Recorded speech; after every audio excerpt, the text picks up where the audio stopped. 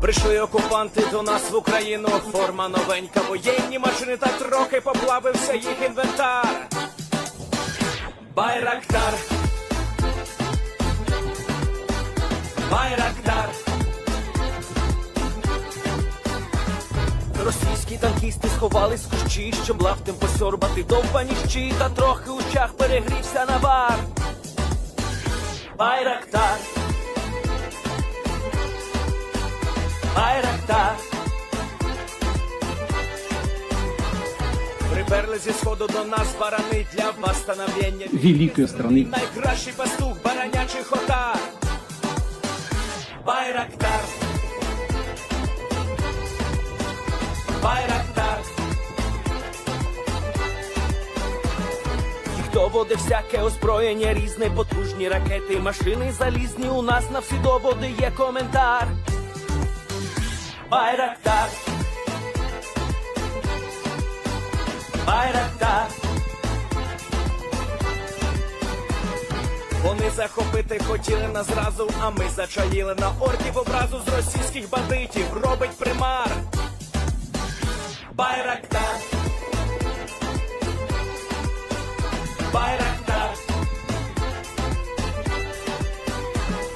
Російська поліція справи заводить, там пивцю рашистів ніяк не знаходить, хто винен, що в нашому полі глухар. Байрактар, Байрактар.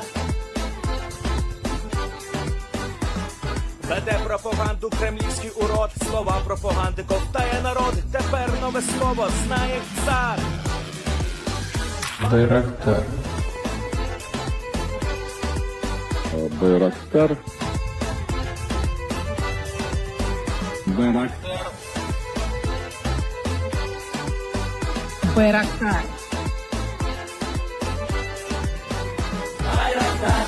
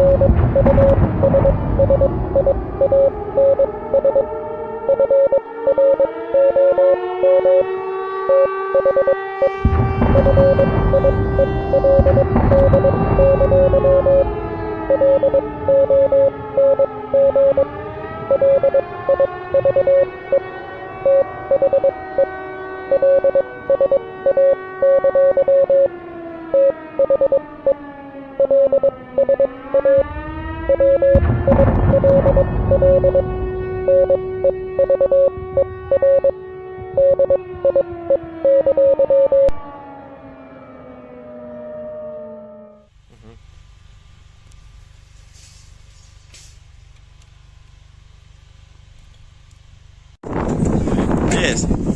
The Leaf Spring Army sends its regards.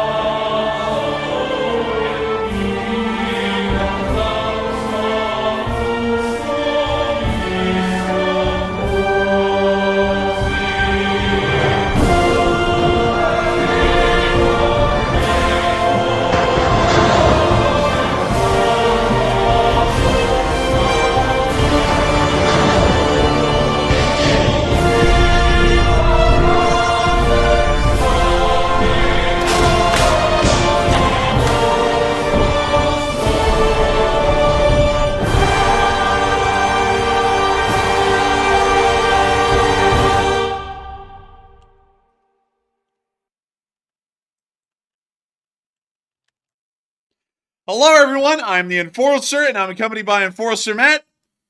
And good evening, folks. It's Enforcer Matt, and welcome back to day 829 of the news. And it's good to see you all once again. And Ukraine is out here counterattacking already super early, and it's good to see you all once again. And of course, we're going to be covering the past 24 hours of the news of the war in Ukraine. And we have unbelievable news as the Ukrainians have begun their counteroffensive in the Vovchansk region and are planning on pushing the Russian Federation out of the Oblast entirely by the end of this major counteroffensive. We were able to get news of this just hours ago, and not only that, we were able to hear that major bombing campaigns of the city of Belgorod have continued by Ukrainian forces as they hope to uproot and destroy Russian forces and logistical infrastructure inside the city that is supporting this counteroffensive.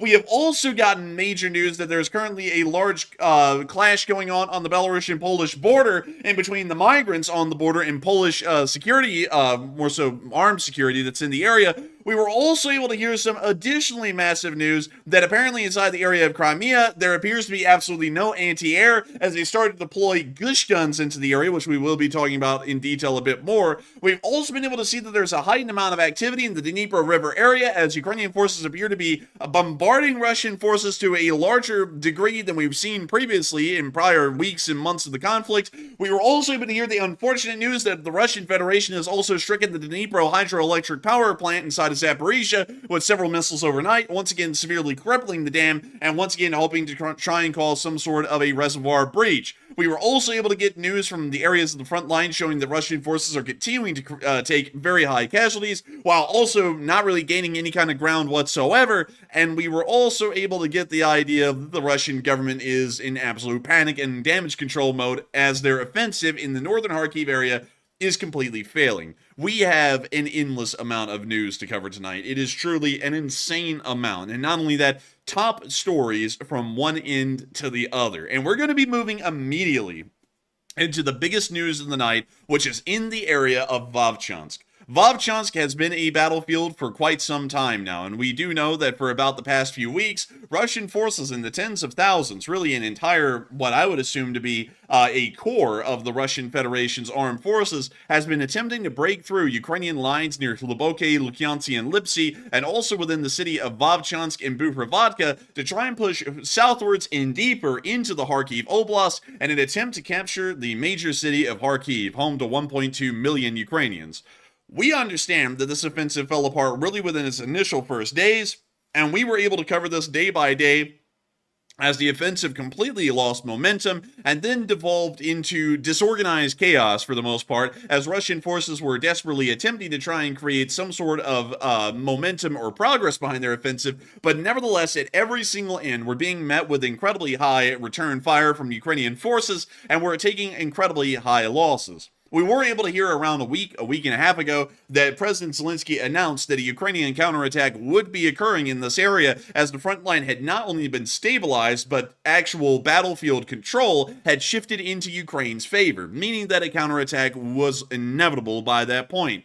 This counterattack then began today, and we were able to get the news from the Russians. And let me see, I believe this is it right here. This is the Russian military bloggers stating that the counterattack is in full swing. Here is the first statement by Kots News, which is a Russian propagandist. The Ukrainian counteroffensive operation has begun. Actually, we can state its first stage. The enemy is now trying to suppress the control of the North group of troops. Permission for Western high-precision strikes on the border was received and immediately began to be implemented. We were then able to get an additional bit of news from a account called Belarusian Security Officer, where they stated that Russian military correspondents write that Ukraine began its counteroffensive operation by attacking various deployment points of the Sever main force with long-range missiles. By the way, that story with the counteroffensive also began with long-range strikes on the rear of the Russian armed forces. Again, they covered our column in the rear, they walked in a row in a long formation. Technology, people. I don't know what that last part means, but nevertheless, we are getting a very adept look into the telegrams behind the scenes, which appear to be showing that things were already getting very serious and dire as soon as it began. According to the situation at the front, the Crests began their counteroffensive in the Kharkiv region. The goal is to drive our troops abroad again. They are advancing on Vovchansk and Lipsy. This is a full-fledged offensive and not a defense with the aim of holding positions. HIMARS, literally spelled high and Mars like the planet, are actively used for work in the border territory of the Russian Federation and are used successfully. There are effective arrivals along the columns. He doesn't teach fools anything, and he never will. I don't know what's up with the cryptic messages at the end of... I have no idea, Matthew. Like, I was going to say, I don't know what's up with the cryptic messages at, like, the end of most of these Telegram posts. But moving on to the last one, we were also able to hear again from another blogger on the Russian side, Kharkiv direction. The enemy began attempting to launch active assault operations. The enemy is trying to strike our warehouses, headquarters, and air defense systems. At these moments, in the Lipsy area, as well as in the Vilcha and Grevskoy area, the enemy is creating strike fists. Our army works on them in the same way. In the next 24 hours, we expect an enemy counterattack. This one appears to be one of the earliest Telegram statements that came out, as the other ones are saying that the counterattack had already begun, and it has, at this moment, been underway. We were able to get a little bit of information around the area of Burovodka that the Korn unit was hitting some Russian ATGMs near to the village, and we were able to see some clips of this right here. And we see the Korn group here firing their ATGM, I believe, and there we go. We can see it fire. We now see the gunner guiding the missile on its way. We don't really get to see a lot from this angle on the camera, but he is guiding the missile at this moment. And we now see him replacing the missile. And it looks like he's covering the Kornets launcher with a load of branches, and he's now running away from the launcher. We now see him running to his dugout and hopping inside.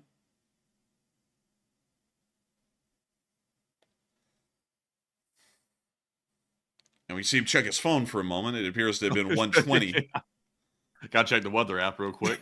Dude, he's like, is he going to be sprinkling with a chance of Russians? And we can now see on the actual camera system that it appears that the position that they were aiming for has been hit by the Korn group. Actually, correction, it doesn't look like they were using a concourse. It was actually a Stugna, because this is a Stugna interface system that works alongside the concourse. But we can see here that the Russian position that was hit pretty much burned to the ground, it seems. A decent fire spread across the area, and the clip ends right there showing that the Korn group was able to successfully hit a Russian force in that area. Meanwhile, in the area of Vovchansk, we were able to see that once again the battle for Vovchansk has been continuing in a very fiery and explosive form as usual. And we're going to be muting that, but we can see the explosions of artillery inside of Vovchansk, most likely Ukrainian artillery hitting Russian positions as the Ukrainians can attempt to drive them out of their few strongholds left inside the city. And also Paul Campbell said, Magyar is also in Lipsy. That is correct. From what we understand, Magyar's birds has been moved from the Dnipro River area and up into the region of Lipsy just today. We do have some footage, though, that came out from Magyar's birds still in the area of the Dnipro River. We haven't seen any direct video evidence showing that Magyar is here, but we have been able to hear official Ukrainian reports that Magyar's birds, the unit, has been moved into the area of Lipsy on the western axis of advance for the Russian forces. But we can see here that the Ukrainians are once again showing the center of the city. Right now, Russian forces have actually been pushed right up above this high-rise area to this northern end, which you're seeing right here where the mouse cursor is circling. They're within those few remaining city blocks. Beyond that, the Ukrainians have been able to take control of the heart of Vovchansk, seen right here, and also the central hospital, which is just off screen right to the bottom left. We can see, once again, showing the artillery bombardments happening inside the city.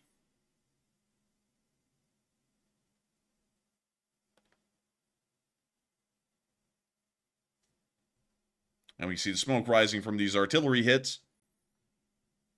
You know, it's crazy to think that after all of that hype and all that work that the Russians have put into trying to basically take Kharkiv, the closest they got was right here in Vovchansk, and this will probably be their last stand after this counteroffensive really gets heated up, because now the Ukrainians have a ton of HIMARS ammunition, they have a ton of artillery, and they're going to be smashing them all the way back out, with the Russians probably taking a huge amount of losses as they retreat.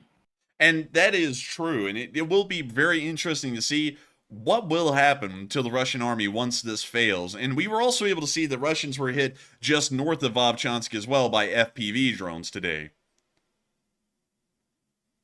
And we can see a Russian soldier standing out there of like what appears to be a makeshift outpost. We now see the drone coming in, hitting directly on that outpost, maybe even directly on that soldier, and knocking him out along with the post.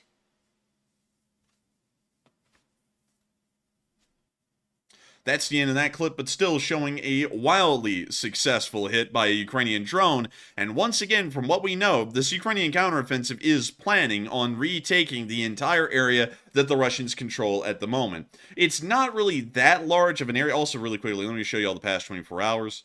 1 second. So here's the past 48 hours actually, and Deep State UA is not showing any frontline change at the moment, but from what we understand, this offensive is so new, this will most likely be included in tomorrow's update on the frontline changes that have been made by the Ukrainians. We have not been able to hear any direct information or statements from the Ukrainian Ministry of Defense saying that they've been able to retake any villages at the moment, so we're not entirely sure what kind of progress they have made, but we do know that the Ukrainians are most likely going to be sweeping forward through the territory of Ukraine that's controlled over here near Lipsy and push the Russians back to Plina and then back across the border. That's most likely what we're expecting, and also in the axis of Streletsya as well. In this area, there's not really a lot to be said. They're really just going to directly push the Russians back, because the deepest that the Russians made it into Ukraine, into Vovchansk, was only a mere 6 kilometers. So there's not really a lot of room to make major sweeping strategic decisions on the battlefield about what kind of encirclements are going to be conducted. This really will just be a direct push on Russian forces to make them move back across the border and into the Belgorod Oblast. It appears that this counteroffensive was also met with a little bit of a interesting thing that happened over in the area of Vovchansk, where we got to see a Ukrainian drone fly right into the gap of a window in one of the villages, knocking out a small Russian unit inside. We see the drone fly right into the gap right there, and look, there's a Russian. And there goes the whole top floor. Man, the whole roof was about to go. If that video would have kept going, it looked like the whole house was about to come down by the looks of that roof. Ooh, dude, I see what you mean, dude. That thing, like, bowed up. Dude, they were lifted. Collapsed like one of those big buildings. Man, I'm telling you what, man, like one of those big buildings, you know what I mean? But beyond that, the counteroffensive does appear to be going incredibly well, and we will be waiting to see what kind of actual progress we can get in the next 24 hours as far as news is concerned. But for now, all we can report is that the major counteroffensive is underway, and that a massive barrage is also happening on Belgorod again tonight. We were able to get that news here in this video clip. There's only one, and I'll be showing you all this clip.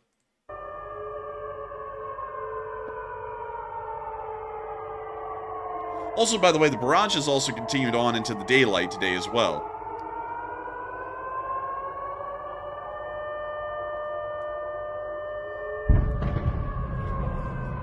And we see Russian air defense a lot like last night continuing to operate above the city, attempting to intercept and stop these targets from being stricken and destroyed on the inside of the city. We were also able to see that apparently the Russian civil authorities in Belgorod have been completely unprepared for the Ukrainian missile and drone strikes that have now been occurring in mass on the city of Belgorod, as there was an actual queue to get inside of a Russian bomb shelter today, which I cannot say enough is a complete failing of the Russian civil administration in Belgorod to prepare enough bomb shelters for the public to get into. So here is the clip.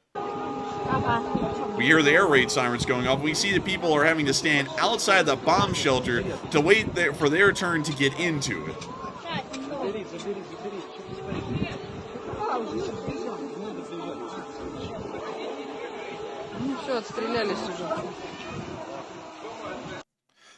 I would have to say that's a really goofy thing to not give enough bomb shelters, and so people are literally waiting in line like there's going to be a turn in the bomb shelter. I don't think those people know how bomb shelters work, because usually the folks who get in them consider themselves lucky and then they don't come out and give someone else their turn in the bomb shelter. But beyond that, I would have to say that it's a really interesting thing to see how Ukrainian forces are operating in this area, and also to see that Ukrainian forces are being supported from what we would assume by long-range artillery that is striking into the area of Belgorod and probably knocking out critical infrastructure of the Russian armed forces, as well as critical railroad infrastructure to make sure that any supplies coming into Belgorod to be moved down to the frontline forces in the area around Vovchansk will not be able to happen.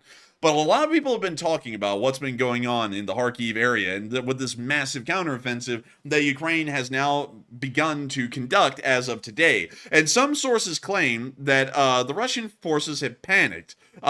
We cannot confirm that for sure, but one thing we do know is that the Russian forces in this area was really more of a hodgepodge of different units, more so than it was an actual organized corps from a military district inside the Russian Federation. We are able to understand that there was a large amount of mercenaries that were brought into this fight, probably showing a low amount of cohesion and morale, specifically within those units. And we were also able to understand that some remnants of the Wagner and also other parts of the Russian army operating in central and, really central and western Africa were also pulled from those areas to be brought back to Russia to be a part of this Kharkiv offensive. Once again, showing that they're not necessarily integrated into the core, and there may be some command and control issues with those specific units. And their battle readiness may not be that great either. A lot of people have been saying that the Russians probably have panicked, or they've completely panicked at this point, and that the Ukrainians will retake all of the areas just north of Kharkiv, including the Plina front and the Vovchansk front.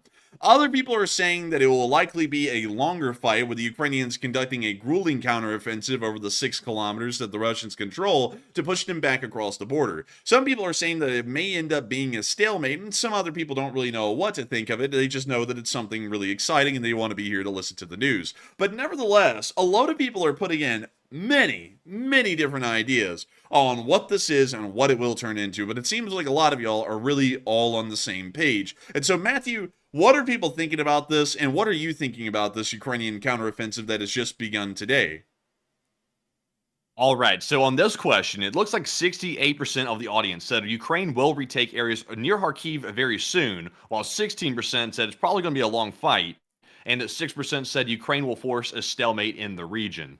And on this one, I'm definitely with the 68%. I think it's going to be very soon that Ukraine retakes the areas around Kharkiv, including Vovchansk as well, because like I mentioned earlier, Ukraine received in mass a ton of artillery shells as well as HIMARS ammunition, and they are armed to the teeth at this point. And this was launched much earlier than we'd even expected. To me, I thought this was going to come maybe a month down the road, but now Ukraine's launched its counteroffensive already this early. So it's clearly caught the Russians off guard, because they are panicking like no tomorrow on their Telegram channels. They were having a fit today about this being launched so early. So it's caught everybody off guard, including me as well. So surely the Russians are going to be in a fix trying to figure out how to respond to it. But Enforcer, what say you? I would have to assume that the Russians are in an incredibly difficult fix to try and deal with the situation. From what we understand, Russian forces have not dug into any positions in this area, meaning that their defensive positions, now that they're going to be on the defensive, are practically non-existent, meaning that the attackers' advantage would be even more increased because they're not going to be going up against any Russians that are dug in, hard to hit, or hard to knock out. So going off of that, this Ukrainian counteroffensive is probably causing a lot of panic because we do not understand that Russian forces have conducted any defensive measures over the course of this entire offensive. In fact, the thing has been purely an offensive.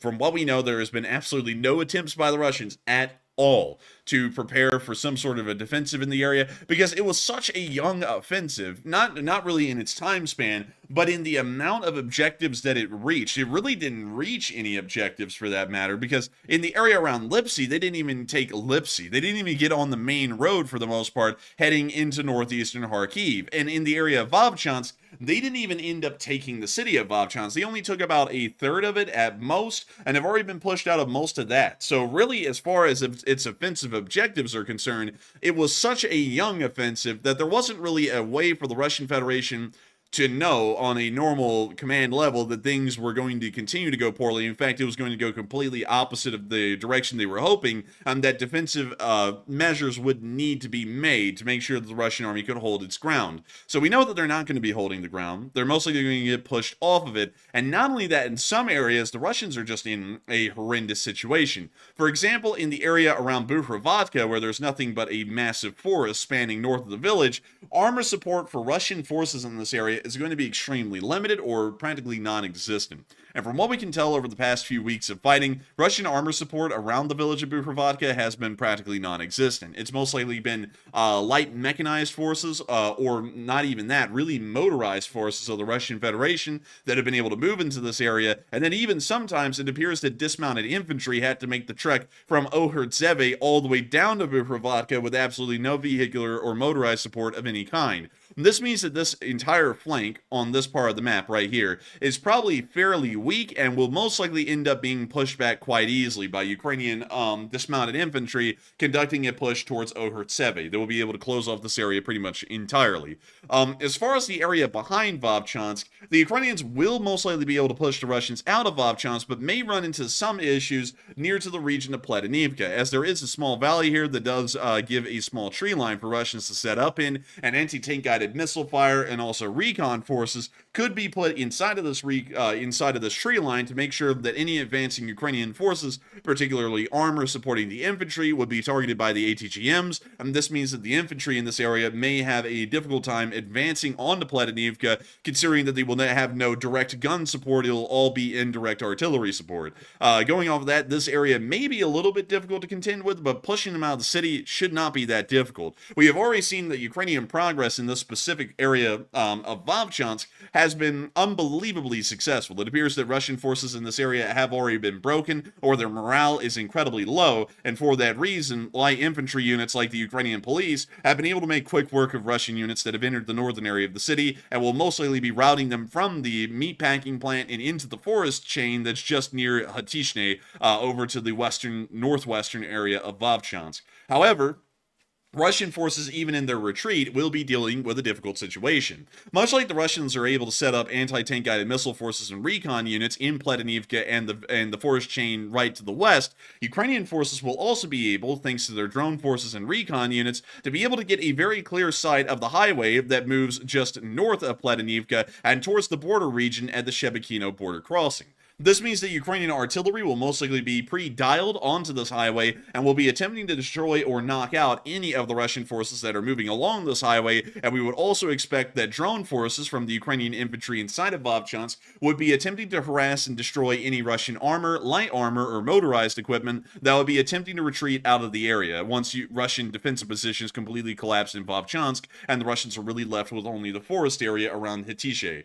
Going off of this, we would expect that this offensive has pretty much already failed, and I would expect that the Russians will probably be taking fairly high casualties even in their withdrawal from the area, as the terrain outside of Vovchansk is not necessarily conducive to any kind of a defensive effort. So going off of that, it looks like things would be going quite well in the eastern advance at Vovchansk. Meanwhile, in the area around Hloboke and Lukyantsy, we do understand that the Russians have either partially or completely ended up with control of Hloboke and Lukyantsy, and Ukrainian forces have been focused around the area of Lipsy. With Ukrainian forces having to make a small advance to Hloboke and Lukyantsy, we would be able to assume that the Ukrainian forces, once they take control of these villages, which should be fairly easy with artillery and drone support, considering, once again, this is the axis that we understand is mostly made up of mercenaries and Russian forces pulled from Africa, which means that they're most likely almost at a level of being reservists, which means they're probably poorly equipped and have low morale. We would probably see that the Russians will be pushed out of Hloboke and Lukyantsy. And once that's the case, Ukrainian forces will be able to have, once again, another overview of the entire area on retreating Russian forces, will be able to inflict incredibly high casualties on those Russians, and for that reason, the withdrawal will pretty much already be pushed to Plina and Streletsha once Ukrainians retake Hloboke and Lukyantsy.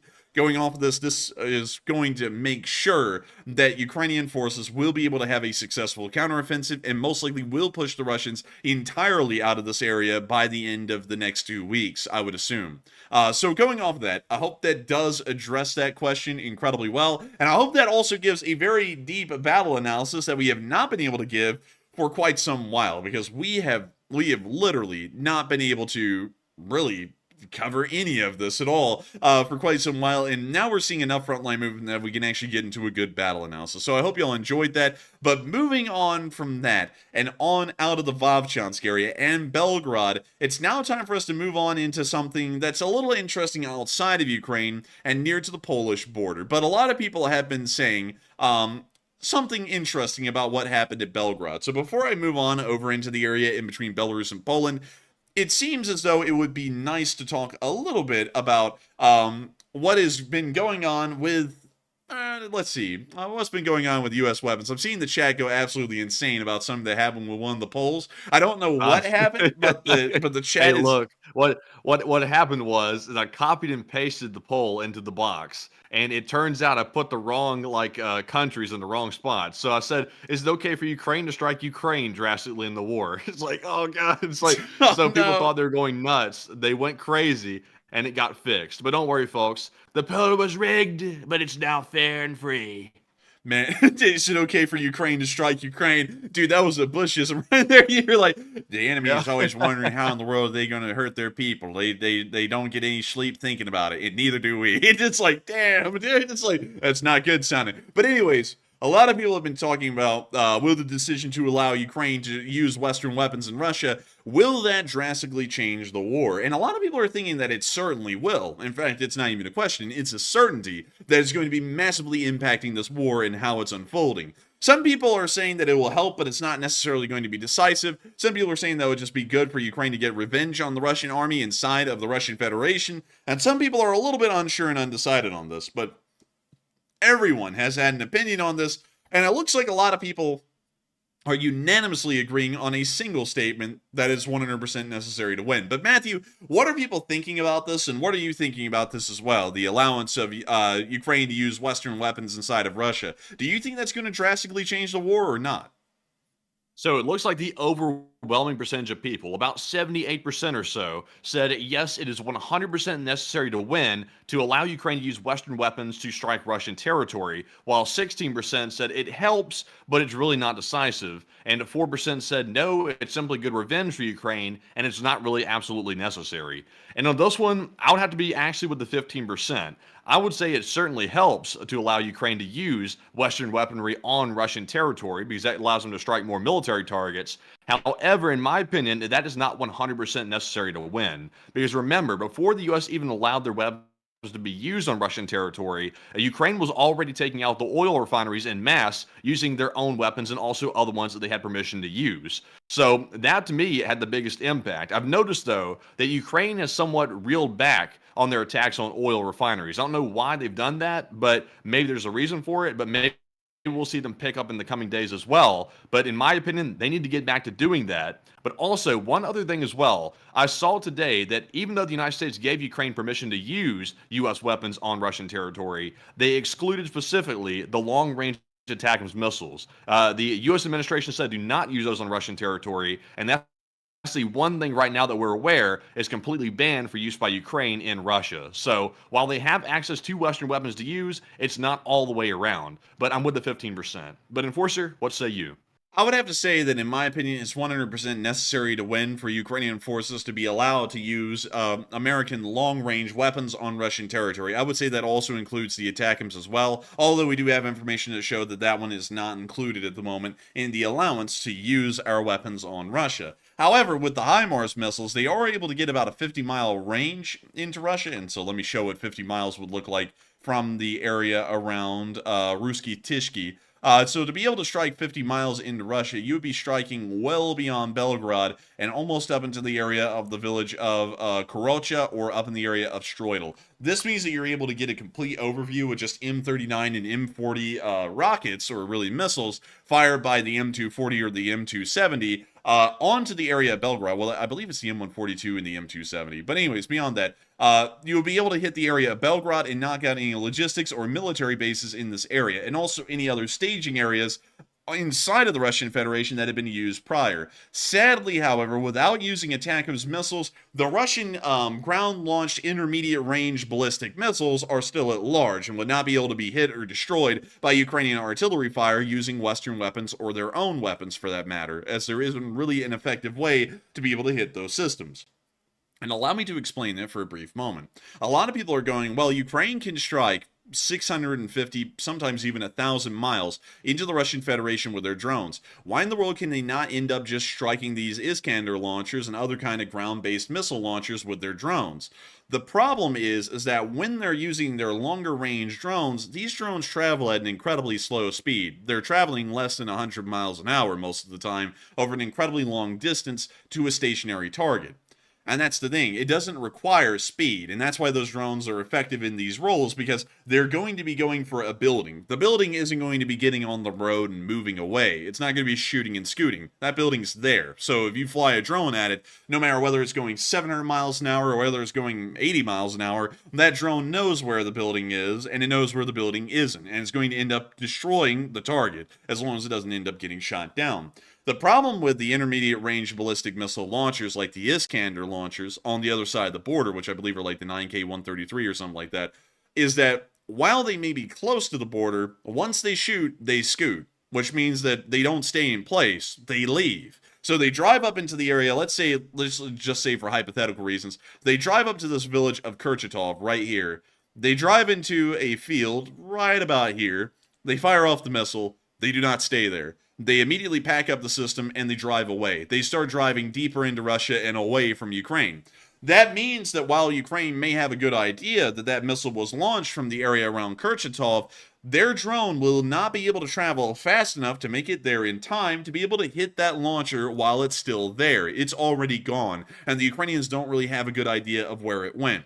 That's why ATACMS missiles would be the best to be used. ATACMS missiles travel at a fairly high speed, meaning that if you're able to pick up that Iskander launch in exactly where it happened inside of the Russian Federation, you can immediately launch a ATACMS missile in response, and most likely within just a mere few minutes, maybe 2 to 3 minutes, that ATACMS missile has now splashed down onto the area of that launcher and has most likely destroyed it or seriously damaged it to the point of it being knocked out of action.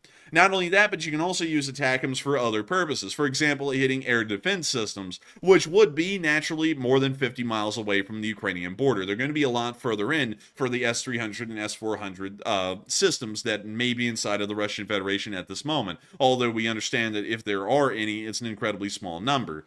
That means that it would be very crucial, very important for the ATACMS missiles specifically to be approved by the United States for strikes inside of Russia. The ATACMS can reach all the way to Vovchansk, which is a major city in the Russian Federation, meaning that not only are the Russian Federation's closer range systems, such as the intermediate range ballistic missile launchers and the air defense systems, along with headquarters and other kinds of operational logistics facilities, would be in jeopardy, but it would also mean that inside of a city like Vovchansk, major military-based manufactories could also be in jeopardy as well. And if I remember correctly, and let me look around this airfield, I remember that somewhere around here there is a major manufactory for the Tu-160.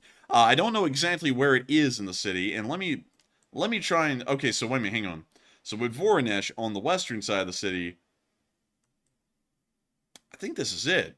I think this is the factory, actually. Here's one of the Tu-160 factories right here. You could hit this thing and obliterate it, knock it out with an ATACMS missile. And while it may not be the Russian military per se, this is a strategically viable target, as it is a factory that pertains to war production. There's also major rail yards nearby as well that could be stricken and destroyed. So going off of all of that, it would be good for the ATACMS to be approved, because the kind of damage and the kind of war-changing abilities that it would have, especially as far as counter battery is concerned, is vital to the Ukrainian war effort, and also vital to making sure that the Russians do not have an upper hand advantage along the border region. And so with that, I hope that does... And also, by the way, I see some people I think are confused in the live chat. There's a distinction here with the ATACMS. Specifically speaking, the U.S. has given Ukraine permission to use all weapons except for the long-range variant of ATACMS on the mainland Russia. So the long-range variant is the distinction here. And also, I see some folks saying, well, that can't be true. The U.S. has already given Ukraine long-range ATACMS. those are for use only on Crimea and also in Ukraine, to my knowledge. They're not allowed to be used on mainland Russia, and that's why I think some people are confused, because that is specifically the one weapon that is banned by the U.S. administration on Russian territory. I'm not sure why they banned it, because they're allowing attacks with pretty much every other weapon, but for some reason they felt that was a good thing to do. In my opinion, seems like a terrible idea. They should probably let them use that. If you're going to use weapons on Russia, why not let them have them all? But, it is what it is. And so really quickly, to also explain that a little bit further, and let me see if I can get some good information on this really quickly. So yeah, this is about the best I can do. So with the missiles that are going to be allowed to be used, it's any kind of U.S. provided weapons except for the ATACMS. And all of the weapons that we provided so far that would have any kind of range would be the M777. Maybe some laser guided bombs could be allowed to be used. I haven't heard any exception to that at the moment. So laser guided bombs could be used, but those only have a range of, I believe, several dozen miles. It's not that far.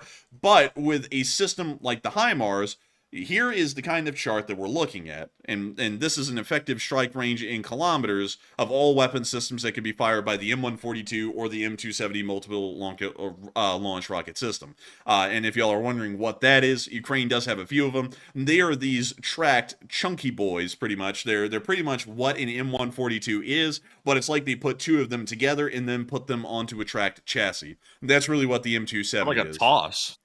It kind of does look like maybe that would be a good description of this thing. It's kind of like an American TOS, but it isn't a thermobaric launcher. It uses the exact same warheads that the M142 would be able to use, but this is the M270 right here, a very common MLRS, by the way, in U.S. and really worldwide service in the Western world. And then you have the M142 HIMARS, which is the much more mobile, but also, I guess you could say, much less potent or punchy version of the M270, because it only carries six normal HIMARS missiles instead of the usual 12 that an M270 can carry. But beyond that, this is the system that Ukraine uses the most. It's the M142, and these are the effective ranges in kilometers of the missiles that could be fired. From what we understand, the Ukrainians mostly have access to the GMLRS. They also have some ground-launched small-diameter bombs, which have a range of about 150 kilometers,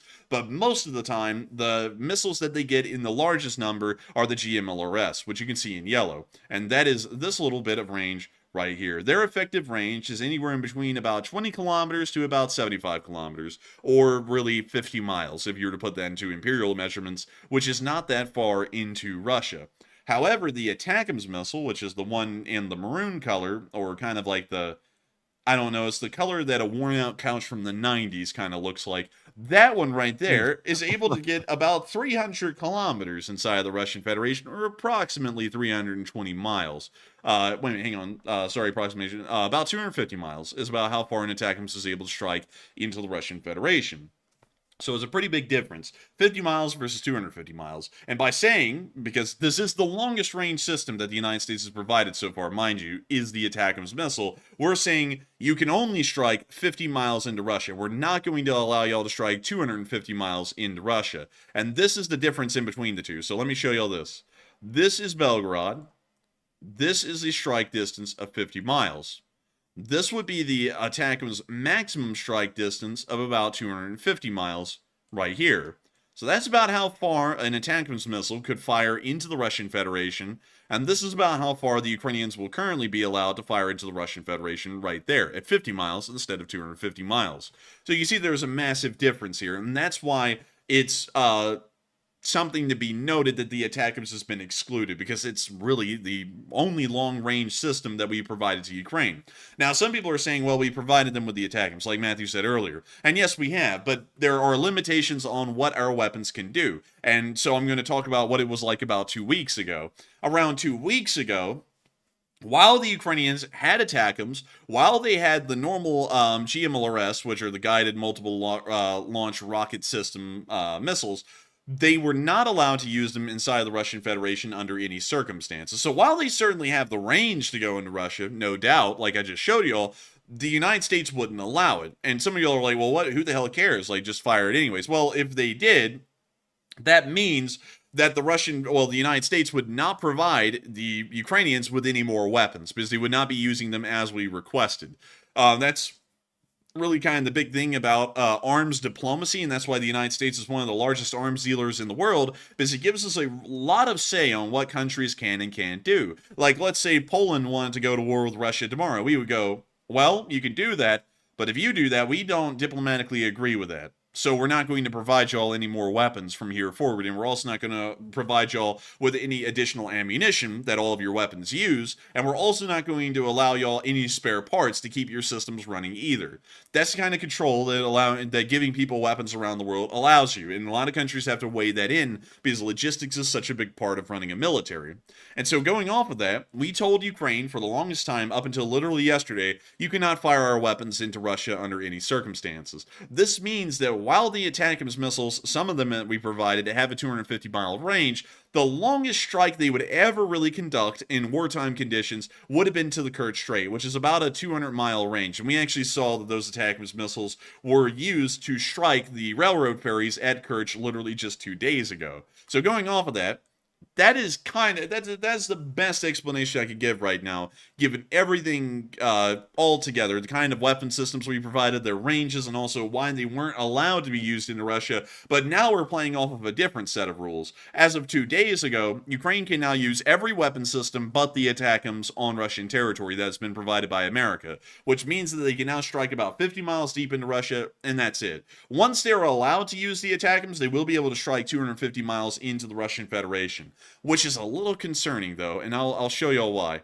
Moscow is not that far away from Ukraine. I believe it's about 500 miles or so, so let me check. So this is the closest border area to Moscow. So Moscow, well, Moscow is literally 280 miles away. So an ATACMS missile could actually end up landing in the very outskirts of Moscow's furthest ring road perimeter. So that might be why we're not allowed to use the ATACMS, because if we say, yeah, you can use whatever you want on Russian territory, and we let them use the ATACMS, you could stretch it maybe about into 260 miles. You could see ATACMS landing into the outskirts of Moscow, and that would be possible. But here's the thing, though. If Ukraine wanted to hit Moscow, they could do it right now if they wanted to. But the catch is, it's like, why does the U.S. think just because if we allow them to have, access and use of our weaponry, that means that we sanction an attack on Moscow? If we just tell them, you can use our weapons however you want, it is what it is. And it's like, what's Russia really going to do about it? Yeah, well, you got a good point. But I think, well, we have to remember that the United States is working with still global foreign policy and also global diplomacy at the same time. We have to keep that in mind. We may not be wanting to try and provoke the Russians too much, and by allowing an ATACMS to be used and an ATACMS possibly landing somewhere in the outskirts of Moscow, hitting a military target there, that could end up posing a pretty considerable issue for us diplomatically in the future. It could start to sour relations. We could see that it could also run the Russians further towards the Chinese quicker. Maybe even the Chinese would use that as an excuse to start providing lethal aid in large and official amounts to the Russian Federation, which could start to change the war effort. Because we do always have to remember that there's a very fragile diplomatic game that's still being played in the background behind this war, and we may be trying to keep that in consideration by not allowing them to use the ATACMS. Because, as many of y'all will know, and I will also probably be posting this on Patreon really soon, I have been reading a lot, and Matthew can tell you this because I've been talking about it a little bit today, about the Chinese, the People's Republic of China, its military abilities, and also its diplomatic aims and political aims for the future. And those political aims and diplomatic aims really are all planned right now to be achieved by 2049, which will be the 100th anniversary of the People's Republic of China. And so going off of that, the Chinese are planning within that span of time to become a major global power. And by 2049, by Chinese terms and Chinese definition, they plan on being on par with or even slightly surpassing the United States in military and economic ability. Which also gives us a pretty good idea that by Chinese governmental standards, they know they're still a pretty good ways away from the United States. They're about 20 years behind still in really every metric that counts, because 2049 is their target goal. So going off of that, we know that the Chinese are right now starting to jockey themselves for more sway, or more so soft power in the world. And we know that they're already trying to get some soft power with the Russians by buying their resources, and we can already see that that's working a lot because Putin has become a very big proponent of the yuan being a reserve currency, although it's really hard to even get that as a reserve currency because of economic reasons. But beyond that, for that reason, I think while the war in Ukraine is its own thing, we're really trying to weigh in what would the Chinese do if we allowed Ukraine to use the ATACMS and they started to obliterate the Russians with the ATACMS, because it would be inevitable. Russian air defense would probably not be able to successfully intercept the ATACMS and stop them, so they could hit anything in between there to Moscow. We could probably start seeing that the Chinese would start to hop in and actually support the Russians, saying what the Americans are doing is provocative and dangerous to global security, and for that reason, we have to help the Russians out because what America is doing is wrong. And then they could start to support the Russians, and then this whole thing's been turned on its head overnight for the most part, and then we're back into an incredibly long war that might not end for another few years. Well, here's another perspective, though. If you recall back when we basically got Ukraine to get out of the Budapest Memorandum and they gave up their nuclear weapons, that obviously caused Ukraine to lose their nuclear protection. Whatever they had, they lost it. And then the U.S. said, we'll protect you along with these other countries if anything happens. So now they get into a war. Obviously, Russia is a nuclear country. Now Ukraine's not. Russia attacks around Kyiv all the time, and that's the capital of Ukraine, obviously, and there's no repercussions for it. Ukraine could do the same thing to Moscow as well if they still had their nuclear weapons, because that puts Russia and Ukraine on a level playing field. So in my opinion, because we took the nuclear weapons away from Ukraine, the West should basically give Ukraine nuclear protection, so that way they can equally attack Moscow just like Russia's doing to Ukraine, because that, to me, that seems what's fair, considering we got them to basically give up their nukes. I would say that giving them the ATACMS and we've already given them the ATACMS, but allowing them to use deep strikes into Russia with the ATACMS, it would be incredibly fair. But at the same time, I think we are trying to weigh in a diplomatic issue here, and that may end up being the reason why it doesn't seem exactly fair at the moment. But with that, I hope that does address that well. And also, a lot of people are talking about in the chat, I hope you're reading this book and that book. I'll tell you all the books. I'll post them on Patreon after the stream, like a picture of them. But I actually have one on my desk right here. It is the Op4 Smart Book, published by the United States. Let's see. It was published by the Department of the Army as a publication about the People's Liberation Army's abilities, and not only that, their political aims, because unlike the United States military or a lot of Western militaries, which are politically divorced, meaning that they don't get involved in governmental affairs or supporting or pushing or encouraging societal change or political policy, the People's Liberation Army is a direct extenuation of China's ideology and also trying to push their political ideology as well. And so it's a very different kind of a playing field with the People's Liberation Army. And that's something that's really interesting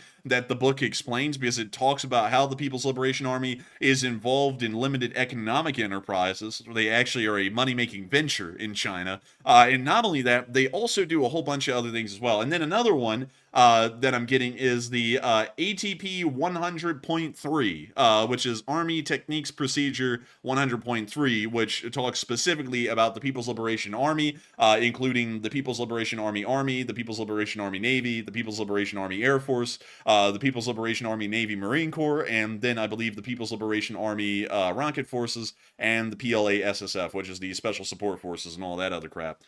So I'm reading them right now to try and get a good idea of how in the world do the Chinese work, how do they tick, and then we're going to be making a long-form documentary on that and talking about everything that we've learned, everything that we know, and all of that in between. So I hope that does address that fairly well and give you all an idea of what I'm reading in the background, because it is actually incredibly interesting and insightful. And I would highly recommend that if you want to know what the People's Republic of China is doing right now and the kind of diplomatic concerns that the U.S. is looking at the moment, including the armed forces, make sure to take a look at the Department of Army's, the U.S. Department of the Army's publications on this stuff.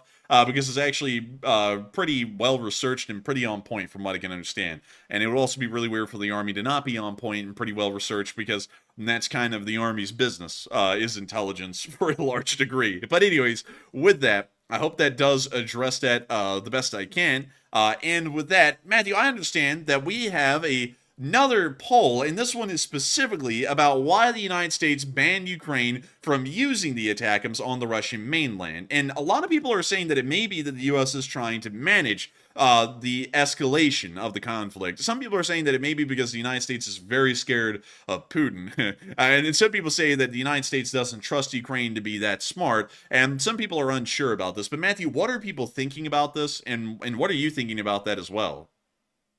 So it looks like 72% of the audience said that the U.S. is trying to manage escalation, whatever that means. 17% said the U.S. is very scared of Vladimir Putin, and 5% said the U.S. doesn't trust Ukraine to be smart with the long-range ATACMS. And on this one, I would say that, honestly, I'm trying to put myself in the mindset of the current U.S. people. I would say I'm probably with the 72%. I think in their heads, they're trying to manage escalation.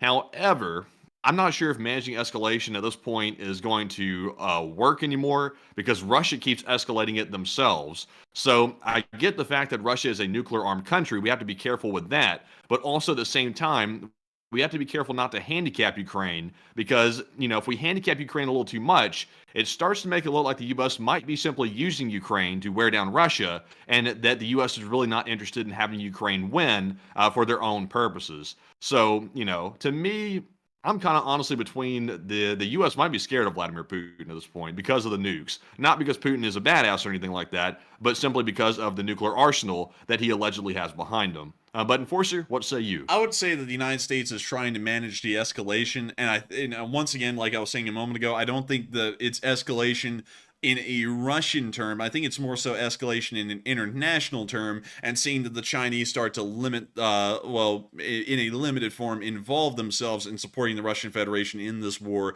because of something that they would state is an aggressive act by the United States.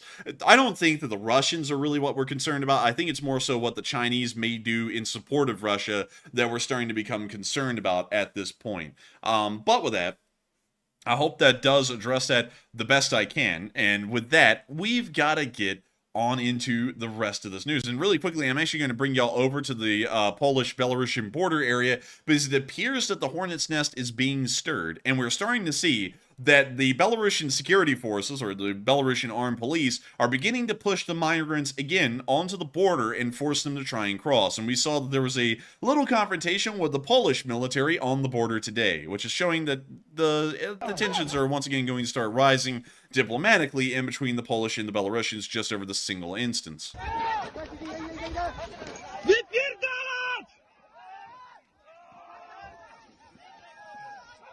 We see them spraying pepper spray onto the crowd. That's a high strain pepper spray, like that bear spray. Yeah, I mean, good lord.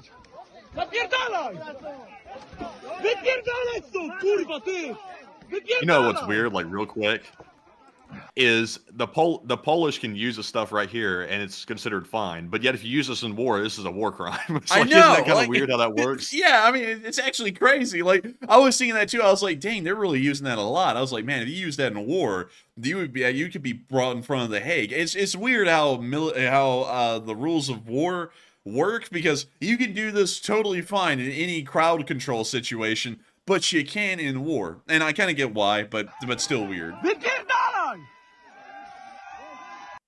And that's the end of that clip, but diplomatic tensions will start to rise because of these confrontations on the border. We're already seeing that because Donald Tusk made a statement a few days ago about this very thing on the border, and it appears that this will start to become a large reoccurring theme here in the modern diplomatic field in between Poland and Belarus. But moving on from that and into the rest of our big news, we were also able to see that overnight, the Russian missile and drone pads were incredibly interesting. Something that a lot of people don't know, and I thought I would show this on the map, is that Russian missiles actually do not fly straight paths. They actually have pre-programmed waypoints that allow them to fly different paths on the way to their target. It is, one, trying to seek out where Ukrainian air defense may be, based off of where the missile ends up getting shot down. And second, another thing that it's trying to do is also make sure that its target is, its flight path is not that predictable, so that way Ukrainian air defense can't set itself up in the path of the missile and then end up shooting it down. The drones do the same thing as well. And also, some caliber missiles were also fired overnight as well, once again taking sporadic pats, but we were able to see that an Iskander K and an Iskander M, fired from Crimea, both ended up striking the Dnipropetrovsk dam inside of Zaporizhia, which we will be covering here in a little bit. But still very interesting to see, and we also got to hear that the air defense report last night was wildly good. While some of these did make it through, and we did see one hit the Dnipropetrovsk dam in Zaporizhia, they were able to shoot down 30 X-101 and X-555 missiles, 4 caliber missiles, 1 Iskander K, and 46 Shahed 136 drones. It was an incredibly successful night last night for the Ukrainian air defense, and it is once again showing us that things are going fairly well, and well, things are really more so on the up and up for the Ukrainian air defense and their abilities to intercept and stop Russian air targets from making their way into Ukrainian skies. Meanwhile, we also got some really interesting location unknowns today. Starting off with this really neat looking Czech technical. This is a Czech supplied MR Victor anti-aircraft autogun that's been put on the back of a Mercedes pickup or something along those lines. But really, click on it. I want to see this up close. It is some type of Mercedes pickup. That is cool. I've never seen Mercedes make a basic like mini pickup like that. They've put like that gun is way too big for that truck though. Like it really is. It is so oversized, but it's still cool looking. Man, it is really cool looking, and I gotta say, I like the anti-aircraft mount too. That's actually pretty neat looking. But we've never seen this thing before in service, so we thought we'd show it to y'all just as something neat to point out. But moving on from that, we also got to get a very interesting video from United 24 talking about a Ukrainian Su-27 pilot who shot down several Russian aircraft in his Su-27. And so without further ado, here is the clip about this Ukrainian fighter ace. There were instances when we struck certain enemy positions. I returned to my airfield and turned on the TV to have dinner. I ate vareniki and watched on all channels a report showing that we hit a command post and everything exploded beautifully. I filmed it for my friends saying, "These are the perks of aviation."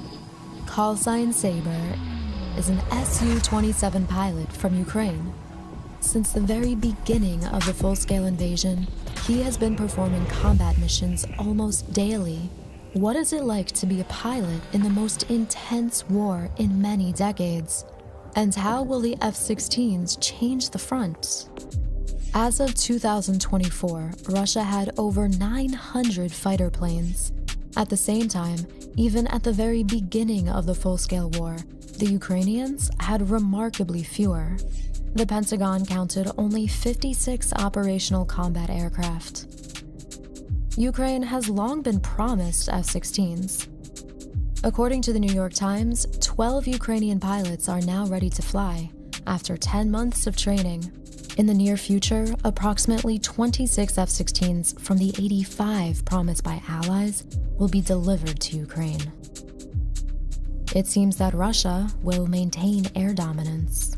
Yet, despite this, Ukrainian pilots have managed to hold the sky. For 2 years now, Russians have not flown over non-occupied territories. I still remember when 2 of our planes confronted 13 Russian planes in the air. And there were instances when it was 4 against 24, and yet we still engaged in air battles to prevent them from completing their missions.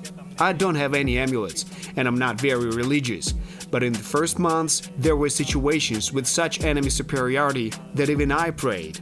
There were moments when a missile was launched at us. We maneuvered, dodged, another launch. We maneuvered again.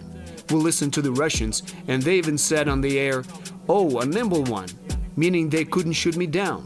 I sat in the plane and thought, I'm a non-believer, but okay, I'll pray, maybe it'll help. They entered in large groups, and at the beginning, they didn't even have any particular tactics. They would fly in, turn the jammers on. They couldn't see anything. We couldn't see anything. We fired our missiles. They fired theirs. It was pure chaos. What probably saved us then was that they didn't know their equipment perfectly. And I won't say which exactly, but they made big mistakes that saved our lives. Even under such overwhelming Russian superiority, Ukrainians managed to shoot them down. We carried out a mission in pairs to destroy UAVs. On our way back, we were told that a high-speed target was identified. I caught it in the sight, but couldn't fire a missile because the target was too far. I came closer, although I probably wouldn't do that now, because it was almost above the occupied territory, with a lot of their air defense systems. But I was already overexcited. I launched the missile and even saw the explosion with my own eyes. When we pushed the enemy out of the Kyiv region, I went to that place and found the remains of the Su-25 I downed. Overall, in 2 years of the major war, the Ukrainian General Staff recorded over 350 Russian aircraft shot down, even though Ukrainians had to confront the Russians using outdated equipment. To put it simply, the enemy can see us first and launch a missile from a distance several times greater than we can. Russians also have an advantage in terms of modern air defense systems. Their air defense is quite layered, and it's really abundant everywhere. S-400, S-300, S-350 VM, Taurus, Panzers. We're gradually destroying them, but the quantity is still very large. The fight against enemy aircraft and air defense systems is only part of the tasks of the Ukrainian Air Force. When we talk about our Su-27 and MiG-29 fighters, their missions include air defense, destruction of reconnaissance and strike drones, and missile bomb strikes. We're multifunctional. There isn't a situation where one pilot, for example, only intercepts specific air targets. We also work against cruise missiles. Recently, there was a video showing a cruise missile flying over the Odessa region, followed by an air-to-air missile to destroy it. Last year, we operated in Robotene. We destroyed command posts, and our breakthrough began. A friend of mine in the Special Operations Forces was on the ground there. He said that our aviation destroyed a lot of equipment, and that even now, there are still Russians lying there. No one has moved their bodies. Russia's advantage in the sheer amounts of weaponry turns the days of Ukrainian pilots into an endless marathon. Sometimes we'll land at an airfield, and we're told, quickly refuel, you're taking off again because missiles are coming at you. We move to another airfield, then fly from the second to a third airfield. We don't always end up where we planned. The day before yesterday, I changed 3 airfields in one day. So, pilots are always ready to take off with their gear at hand. The equipment consists of personal flotation devices, things that inflate in the water. A protective helmet with a mask, which supplies oxygen and has a microphone to communicate with the command post and other aircraft. Fire-resistant gloves in case of a fire in the aircraft to preserve hands from burning. An anti-gravity suit and a weapon, which is individual for each pilot. Anti-gravity? I fly with a Beretta. Did I hear that right? Wait, hang on, hold on. This is hold on. an anti-gravity suit. Let's see. Oh, an anti-G suit. That's what he means, not an anti-gravity Okay. suit. Okay, yeah, like pretty much just a normal G suit. I was about to be like, I heard that too, and I just sat there. I was like, you know what? I'm gonna let this slide. And then you're like, hold up, and I was like, yeah, you know what? Let's ask you a question about it. For each pilot. I fly with a Beretta. Also, Beretta M9 is a pretty solid pistol. I don't care. Like, I know people are gonna complain about it because like Arrow's gonna be, oh, it sucks. I think it's good. I don't have any gripes about the Beretta M9. One of the instances when Sabre had to change airfields was during the operation to liberate the famous Snake Island. My shift was ending. I called my wife and said, I'll be home soon. Could you cook something tasty? And just a few minutes before my shift was over, we received an order to get ready. My comrade and I discussed the mission all night. Our intelligence identified numerous enemies in the air over the island. Our task was to cover the helicopters landing ground troops. We're flying to Snake Island. Missiles are launched at us. We're launching missiles too, constantly maneuvering, and all this happens above the sea, with nowhere to hide. I look down and think about where it would be best to swim if I had to eject. We're flying, circling, and I realize there isn't enough fuel to return home. But the base says the landing troops still need support, and that they'll find us a closer landing spot. Eventually, we're flying on fuel fumes, land, and start refueling with a small tanker. Then we get another order. Take off. Iskander missiles have already been launched at you. I rush to take off and see flashes, incoming strikes. I take off right into the explosions, hoping no shrapnel hits us. And even after that, we didn't head home. We had another combat mission to complete, but I can't say what it was. That's the story. Under this strain on the available aircraft, the arrival of even a squadron of F-16s with modern targeting systems and missiles can significantly help Ukrainians flying outdated Su and MiG aircraft. An F-16 can carry a wide variety of weapons, so we'll see what exactly we'll receive. I personally haven't flown an F-16, but I've talked to my comrades who are currently training on them, and they said you get used to it quickly. The speeds are the same, the altitudes are the same. Simply put, it's like switching from one car to another. We're constantly in contact with NATO instructors. We ask them questions, they ask us questions, and there's an exchange of experience. They advised us on many things at the beginning of the war, and now we share a lot with them. In the beginning of the war, some tactics used by the Russians were puzzling for both NATO and us. They couldn't understand the purpose of certain maneuvers and tactical movements. We tried to figure it out together. Wait a second. But when some Pause it for a second. He said that they didn't understand. They were puzzled by the Russian movements. It's like we're still puzzled by that mystique today. Like we still don't understand what the hell they're doing, like throwing people in the meat grinder. It's like, man, we do not understand even right now. Yeah, he's like, we were all puzzled, and slowly they started to learn. It's like, no, I don't think we've learned anything. I think we just understand now that they have no actual strategy or tactics or anything for that matter. Like the Russians just say, "Okay, go," and then everyone just figures it out after they take off. And it's just like, yeah, I don't think anyone's learned anything from these folks. To be quite honest, I'm not gonna lie. someone says that Russians can't fly, you should never underestimate the enemy. Their training at this stage is quite high, and they fly intensively. They could have completely destroyed Ukraine's aviation and taken out our air defense, but they failed due to incompetent actions, lack of proper planning, and overconfidence. When we get Western equipment, we will change our tactics. We're already preparing surprises for them. Their pilots will become fewer and fewer, I promise. And that's the end of that clip from United 24, but a very interesting look into, once again, the air war happening over the skies of Ukraine and everything going on in between with that. But nevertheless, we have to move on into a couple of questions. So, Matthew, what do we got?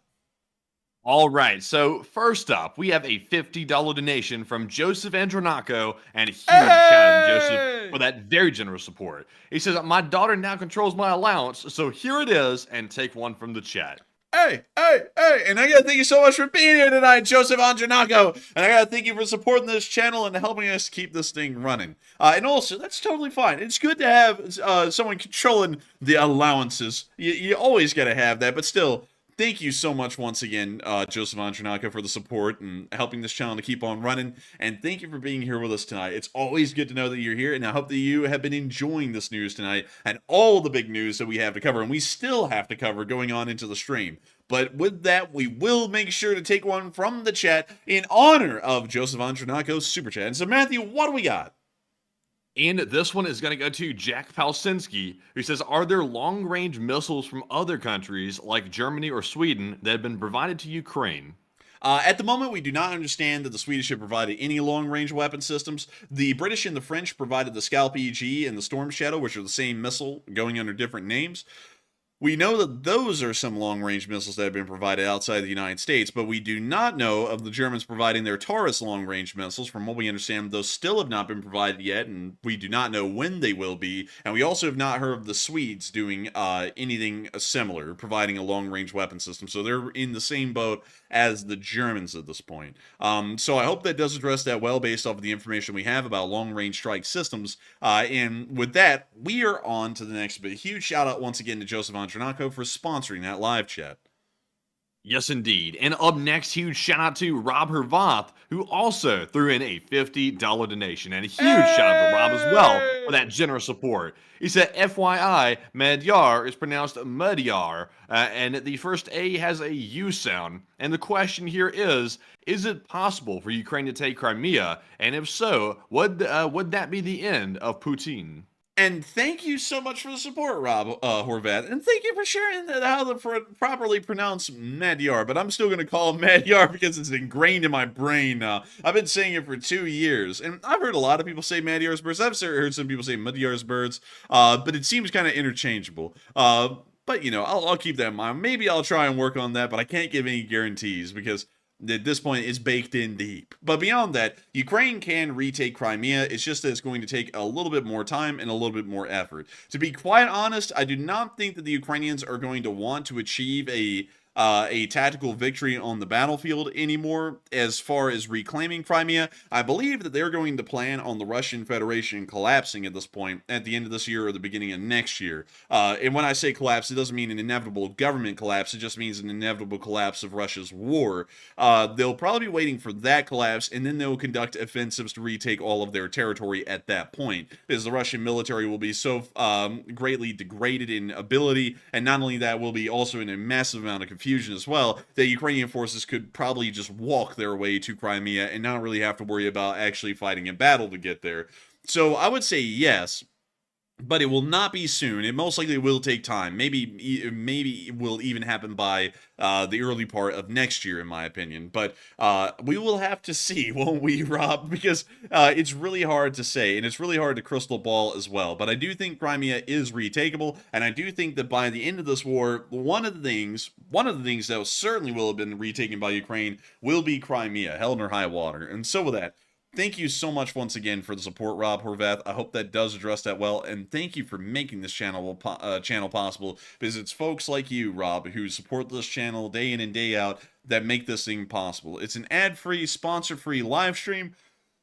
The only way that we get to do this as a job is thanks to support like you, Rob. And I gotta thank you so much once again for supporting this channel and making this thing a reality night, so that way we can continue to cover the amazing breaking news that we are coming out with each and every single day. And so with that, thank you so much once again. I hope that does address that well. And with that, we are on to the last question of the segment, and then we're going to be moving right back into our location unknowns.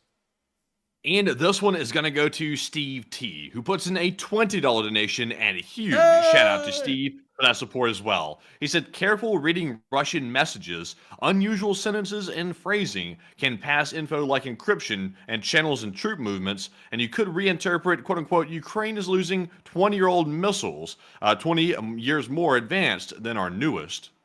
And I thank you so much for the support and helping this channel to keep on running. And Matthew, what did that last part of the super chat mean to you? Because for some reason I don't really understand what it was getting at.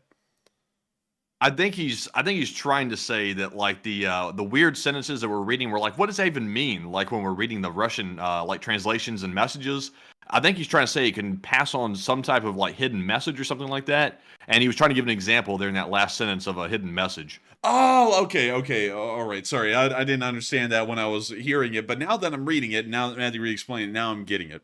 And I got to thank you so much for that, Steve T, because that is very important to know. I didn't know that may be an encrypted message. But still, thank you so much once again for sharing that information, Steve, and passing it all along to us about what that may be. And also, thank you so much for the support and helping this channel to keep on running as well, Steve, because you've been around for an incredibly long time, and we are always massively appreciative to have you here with us every single night watching this news, and not only that, enjoying it enough to support the channel and help it to keep on running. I just got to thank you massively for that, and I cannot tell people who support this channel how much we appreciate it, because it's the only way we're able to do this as our full-time job. And so with that, thank you so much once again. I hope that does address that well. And with that, we're moving on into our next clip where we got to see the Russians training. Hey, wait, you forgot something. You forgot something, Enforcer. Do you remember?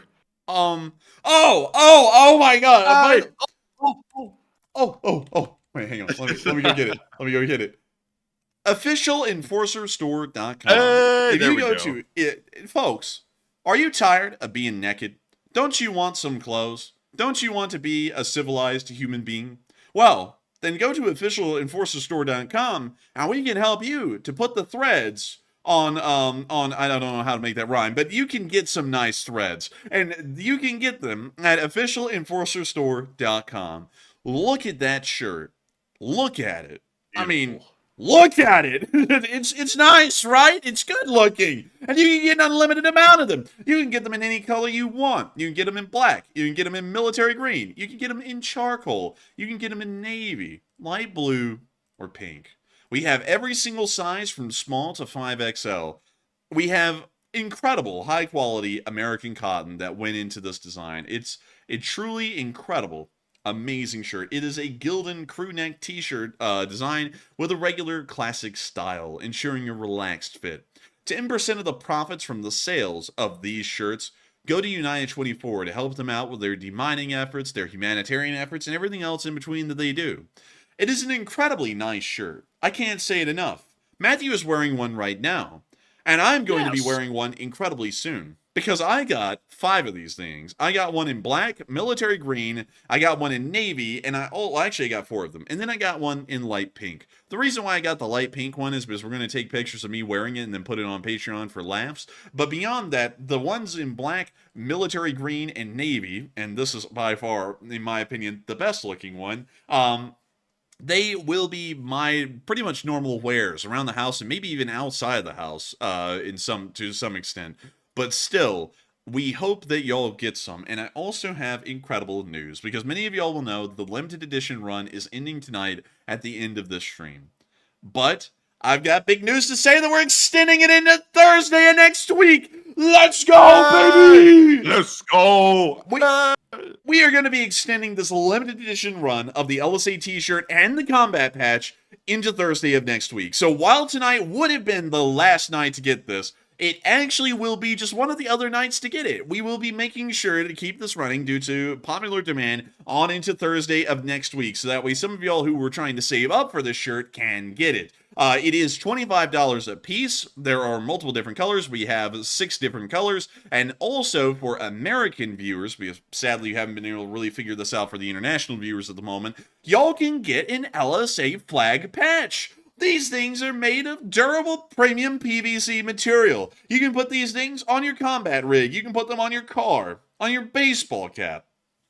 Anything and everything you want. Backpacks, tactical gear, anything. It's engineered with 3D modeling and has the LSA flag design, an iconic design of this incredible community and this amazing channel that we all love and adore. It is a 4-inch by 2.5-inch patch, so it's actually a pretty decent sized one, fairly normal for a patch, and it is sadly only available for US customers only. I know we've explained that to hell and back over the past few days about why that's the case, and I'm so sorry to the international viewers, but we will be trying to find out a way to eventually get it to where y'all can also get these combat patches as well. It's just that sadly right now, we really don't have that end of things figured out. Of course, the 10% of the profits of all of the sales on the patch and the shirt go to supporting United 24, and we hope that y'all get a patch as well. And I gotta say that it has been incredible to be able to run this little limited edition run of the shirts and the patches, and I cannot wait to see all of these out there. Folks wearing them, folks putting the patches on all kinds of stuff, and it would be really cool if we saw some of the shirts make their way to Ukraine, and maybe even some of the patches as well, although those are currently only available to American viewers. But with that, I hope that does address that incredibly well, because we have to plug this. We have to. It's only going on for a limited time, so we don't want to not plug it a lot, and then when it's over, we talk about it, and then people go, wait a minute, I never knew it was happening. So we want y'all to know it's happening, and some of y'all are wondering, well, where do I get to where it's happening? I want to get to it, and to answer that question, that's where you go to officialenforcerstore.com. It is official. It is official. No caps. Just officialenforcerstore.com, or better yet, if you would like to make it really easy, go down to the description below this live stream and click on the first link. It says get your LSA t-shirt and patch here. Click on that and it will take you directly to this website where you can go and search through the fine selection of shirts and patches that we have that will be able to make sure that y'all show off your pride in the Lee Spring Army and all of its achievements and accomplishments that it's been able to make. And not only that, you will also be able to get yourself some nice merch as well, and also support Ukraine a little bit with 10% once again of all of the profits from these merchandise sales going to United 24. And so with that, I hope that does address that well. And also Hypervigilance 1 said, what? No coffee cups? That was last month, Hypervigilance. We had coffee cups last month. That's why we're plugging this thing so much, because folks will not hear about our limited edition runs, and then like a month later, they're like, wait a minute, what about the mugs? And then, that was like a month ago. But still, with that, I hope we addressed this incredibly well. Make sure to go to officialenforcerstore.com if you would like a shirt or a patch. And with that, it is now time for us to move on back into our location unknowns. Starting off with these Russians training some African mercenaries. And it looks as though the training is top-notch. Скажи про стену, говорю. Смотри, принц, сзади, если будет стена, если будет преграда или окоп твой, Не стреляй. Ты всех убьешь. Понятно? Посмотри. Так стена будет стоять. Вот так. Мол. Сюда. Ходишь дальше.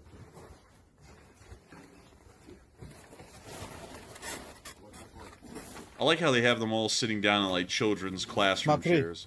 Принц.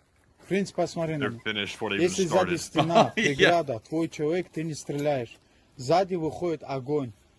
Реактивная струя. Она сожжет своих, если ты выстрелишь. Понял? О. Well, that's the end of the clip. Bro, but these guys look scared to death already. They're not even in the battle yet, and that guy's eyes is like straight up fear, like looking at the instructor. dude, he's like, what the hell did I sign up for, man? He's like, I signed up to be in the army. I thought we did things with our arms. So he's like, I didn't know that this was the army. But anyways, moving on from that and into our next clip, we also got to see that a Russian soldier went at a drone today with a knife. Sorry for the violation of everyone's ears there, but let me get you all the clip. There's the Russian with the knife. Come here, bled. I'll kill you with a knife, bled. And it was over. Well, it looks like fighting a drone with a knife, it doesn't end up well. You brought a knife to a drone fight. What did you expect? Moving on from that, we also got the Russian casualty report over the past 24 hours, which has been extremely nice. Oh! 17 Bobcats. What the hell is going on, man? That's crazy. That's getting up toward the record again. Also, look at that. 101 vehicles and fuel tanks. I haven't seen that in a long time. That's a lot, over 100 like that. This is tremendous, man. June is starting off very good, I must say. Man, June started off with a bang. 1,100. I have a stammer. But beyond that, 1,130 Russian soldiers were wounded and killed over the past 24 hours, which is an incredibly high number. 12 armored personnel carriers were knocked out. 101 supply trucks and fuel trucks were destroyed as well, along with 12 main battle tanks, 44 artillery systems, 30 drones, 1 cruise missile, and 17 Bobcat skid steers. Holy moly, that's a pretty high number right there. And the last time I've seen numbers this high was when Hot Dog Man got high. But beyond that, this is... smack!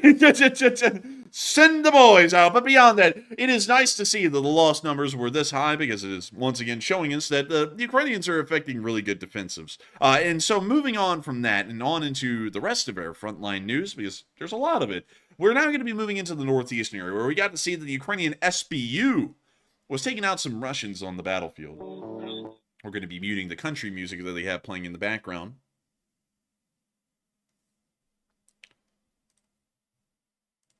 We can now see them talking to the camera. Look, Baby Yoda. Disney copyright attorneys are on their way. They thought they had really fought the Russians, but little did they know they're now going to be fighting Disney. But we can now see the FPV drone slamming into the back of these Russian tanks. We can see them slamming into the top of a water tower where a Russian flag is. We can see them slamming into the back of a Russian KAMAZ, the back of several MTLBs. All over the place. Into the front of this KAMAZ. Into the back of this...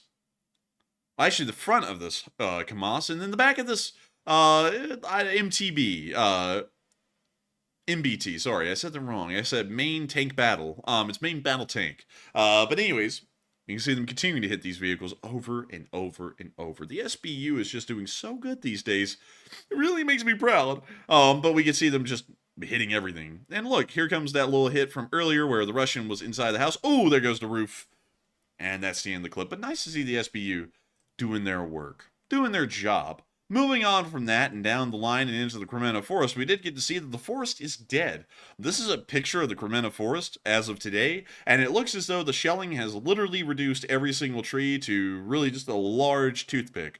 So very interesting to see that, and once again showing the kind of damage that war can bring to the natural landscape. And we can also see trenches sporadically moving their way through the forest in there. You can actually see one right where my mouse cursor is moving.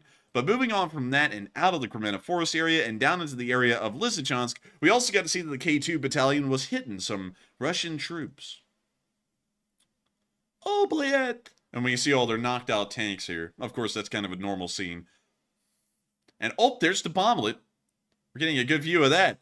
And we're about to get a really good view of those Russians. Good morning. And he's going good night. Very nice. Jagga. The shrapnel was not good. Something bit me in the ass. I don't think that's what you said in Forrest Gump. But anyways, what do you say then? Something bit me. He didn't go, something bit me in the ass. Like, that's a lot to say. If Forrest Gump was really a Southern, he would have said that, but he was a fake. He was a phony. Man, dude, if Forrest Gump was really Southern, he would have gotten shot and gone, oh, shit. God dang. And then they would go, what happened, Forrest? Something bit me in the ass. Oh, man. But anyways, moving on from that, we got to see the Black Swan unit saving their troops. This is actually the prolonged footage from yesterday of the MRAP doing the Chad move of driving out while getting hit by everything. And we see these going on his adventure in the Max Pro. The mobile tank. Man, and we can see that the artillery is already coming down as this Max Pro makes its little adventure. And here we're about to see it go through the gauntlet. Right about here, I believe it was. They had, like, multiple drones watching this Max Pro, by the way. There's, like, 3 Ukrainian squads out there just watching this thing take its trip. And we can see it making its way through fire and fury, the likes of which have never been seen on a single Max Pro in this war. And it made it through like a champ.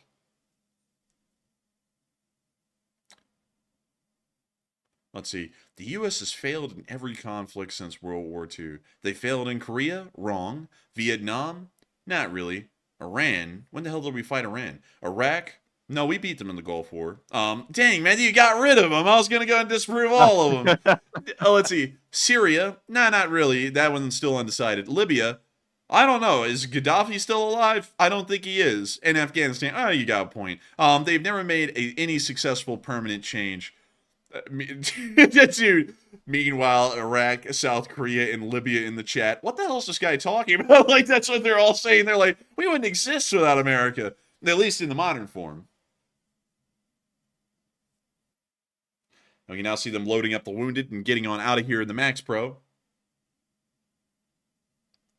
Man, you Stugna that thing right when I was reading it. Like I was reading it on the air and you went, nope. You're like the secret police. I had to get rid of them. I saw that and I was like, man, this has got to be a Russian bot saying this type of crap. Like, it's not even true. And also, it's so anti-Western. It's like, how can this be really like a Western citizen? So, you know something interesting, y'all, that I was actually reading today in the Op4 Smart book about the Chinese, is that the Chinese are actually the main ones propagating those kinds of beliefs in the American public, that America is weak and failed at everything, because it's in their interest to make the American public and the rest of the world think that America is a weak country that is idiotic and has failed at everything. We'll go into that in more detail maybe in a video, but moving on from that and down into the area of Novomykhailivka, we also got to see some Russian tanks burning down here. A T-72B3M. Oh, we're going to be beating that. Yeah, dude, that's what I sound like when I see something funny on air. I go, and we see that T-72B3 getting hit. And come on, we want to see. You go something like this. You go. Oh yeah, I go or something like that. Yeah. I don't know how I laugh. It's a weird laugh, though. I will admit that. But we can see that T-72B3 cooking, and moving on from that and into our next clip, we can also see a T-80 blowing up. And there it is, and there it goes. I think like in like 2 seconds. Oh, there we go, and there it goes. Oh. Ooh! Wow, juicy explosion. Man, looks like Afghanistan. Man, it really did look like Afghanistan out there with that like dry, arid-looking land. But with that's the end of that clip. But nice to see. I'm really happy to see it. And moving on from that, and even further down the line, and into the area of Kharkiv, we were able to see an anti-drone cage has been put on a motorcycle. You ain't from Krasnodar if you never done this before. And I've never seen anything like this before. This is whack. But it listen, they can protect themselves from a couple of drones, and also they can ferry people around in that rickshaw. You know what I'm thinking though? Like, Will this actually stop them from getting killed? Because if I remember correctly, the RPG will blow up on the cage, and it's not really like there's any armor in between the cage and the driver. So I think all the shrapnel still goes into them and they die. So I don't really think it's doing anything but making the explosion happen maybe like a foot away from their face. Which Also, when that shockwave turns your skin and your flesh to jelly, that's not going to help you either. Yeah, I just don't think this will work, but they're giving it a shot. They're trying, and, you know, it's not really going to help them much. But anyways, we also get to see some unfortunate news that the Russians hit the Dnipro hydroelectric dam again. Last time they hit it was in March. They have hit it again with a X-101 missile. И вон еще одна. We see that right there. Ебать. Ёбан. Вон вторая, блядь. По второй, ГЭС. Oh, shite. Сейчас камни полетят, валим. Камни. Dang.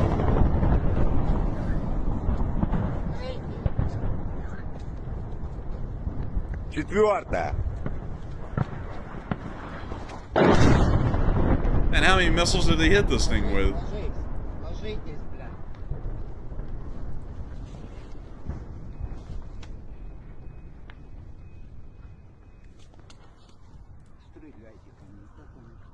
Тише, тише, все. Падают камни. Успокой. Все нормально.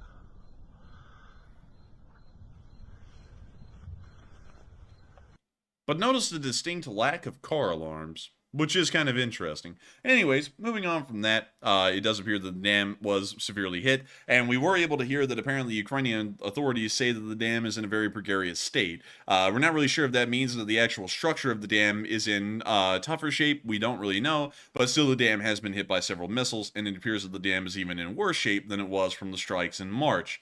Moving on from that and down into the Dnipro River area, we were also able to see that an FPV drone took down an Orlan. Brest. What the hell was that guy singing about, man? Dude, this guy came in the room, dude, and he went, Brest. It's like, dude, this is a Wendy's, dude. Like, what are you saying that for, man? Oh, man. He's getting crazy. He's being as crazy as the narrator on that United 24 video that was trying to sound all sexy. And they go out there and they blow up drones. Oh, yeah, I remember what you're talking about. Oh, dang. Uh-huh. Dude, that was terrible, man. That was... Look, there's the broken Orlan on the ground. That, directed by Robert Wide, music starts playing. Yeah. And moving on from that, we also got to see a little bit of footage from the birds of Madiar. Okay, we're going to be stopping that. But look, Matthew, nature is returning. And we can see them looking at a cocoon on the side of the river, and we can see them looking at the marshes. And now we can see them blowing up Russians. Oh my goodness! Just hitting everything. I mean, it's just a little montage of Magyar's birds doing their thing.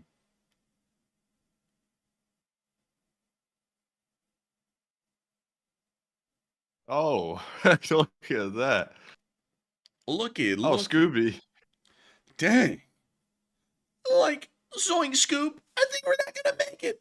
Raggy.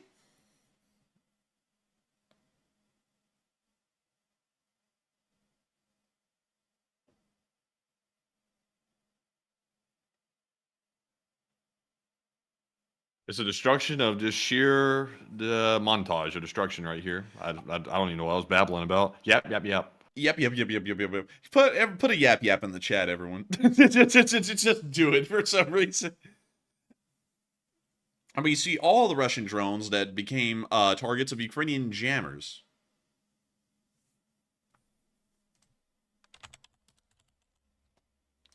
And there's my little yap. You see FPV drones hitting everything that they can.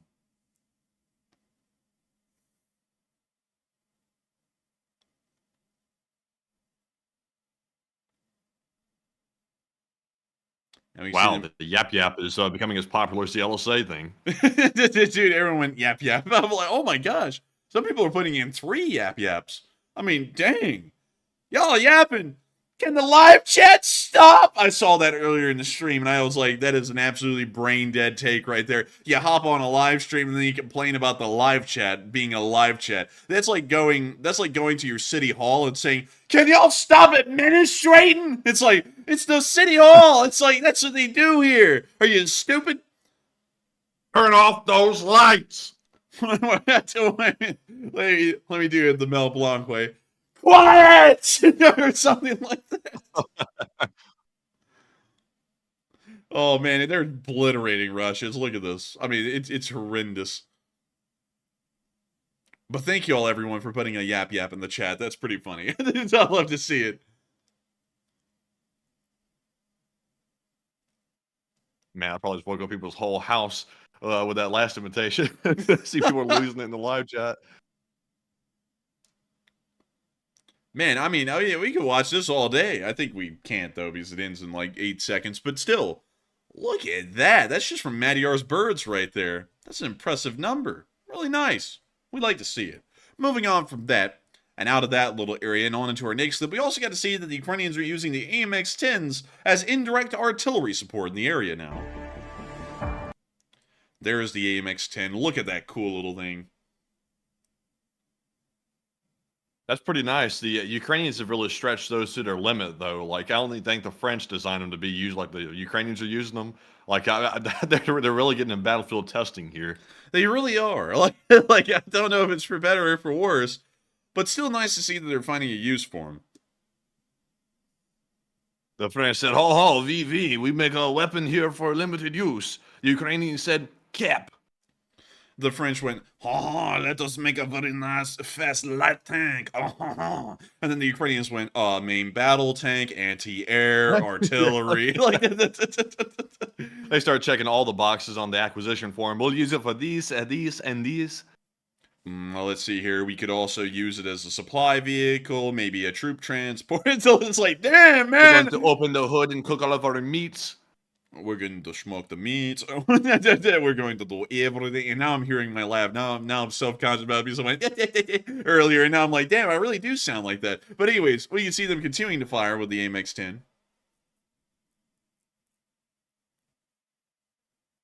Also, I'm feeling self-conscious when I say, hello, folks, because someone earlier made fun of me saying that when I was opening the stream. So now when I say it, I'm like, do I sound like that? Do I really sound like that? Man, is it true? Man, it got me self-conscious because I've been saying folks a little bit tonight. I'll be like, dang, folks, look at that. And I'll be like, do I sound like what was being made fun of before the show? I was like, do I sound like that? Like, man, I'm telling you, it's a brutal world back here. But anyways, I literally got bullied for saying folks. I'm like, it's literally my identity to say folks. And man, do it. Why do you say folks? Oh my God, I can't take it. Matthew, do it, Matthew. Free yourself. Say it. All right. Good evening, folks. It's Enforcer Matt. See, and it's fine. Back. It's fine. It's all good. It sounded great. You know, like I think it was wonderful, Matthew. I think you ought to say that more often. But anyways, or you could say it like this. Look, folks. Anyways. Well, I was in Odessa. Look. You eat yourself a couple of pierogies and you get real fine feeling. Look. I was with President Zelensky the other day, and he said, "Eat it, swine." Look. Or something like that. But anyways, let's move on to Odessa, where we got to see the Odessan air defense in operation last night. So here's the clip.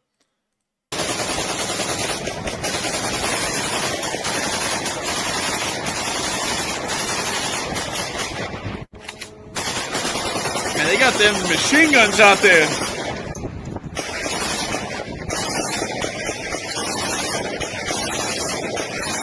Let them have it. Well, that's the end of that Damn. clip. But Odessan air defense was working hard last night. And also down in the area of Crimea, we also got to see that apparently they've run out of advanced AA systems because there's been a notable increase in truck-mounted gush guns being moved around openly. So this is leading us to believe that they may be out of modern air defense systems. Most of them have been knocked out in the area. So now they're starting to move in gush guns as a substitute. And they're driving incredibly slow, like first gear kinds of slow. This must be Hot Dog Man. Aw, man, how dare you make fun of me. Aw, man. But moving on from that, and on out of the area of Crimea, it's now time for us to go up to Kyiv to cover the speech from President Volodymyr Zelensky here on day 829 of the war. And it appears that we have one. Here is the speech. Wait a minute, is this the one from yesterday? Well, I think this is the one from yesterday. Let me go to YouTube. Let me go to the president's website. Please get me the speech. Hello, my fellow Ukrainians. Ukrainsky. Let us see what we have. Do we have what we have? I need to have what we need for what we have. It's really amazing that in reality, like in all seriousness, he's done a speech every night. It's dedication, and we appreciate it. So I think that this is one that we have watched. So I have something that he did today with The Guardian. So without further ado, here is the speech from President Volodymyr Zelensky. We want peace, real peace. But anyways, here is the speech. Well, kind of a speech. We're going to play it for a little bit, so that way we can kind of have a little bit of a break and breather, and then we'll be coming back.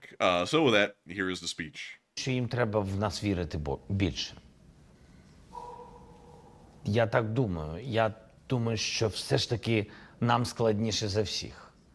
І все ж таки це не якась там риторика і пафос. Все ж таки ми сплачуємо найбільшу ціну.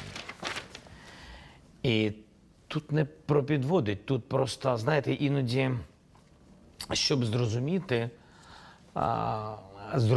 нашу ціну, треба не просто політична воля, не тільки політична воля.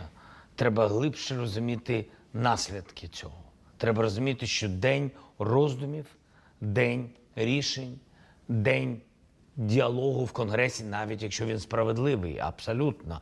Але кожен цей день забирає життя людей в Україні. І тому мені здається, що треба вірити в нас більше.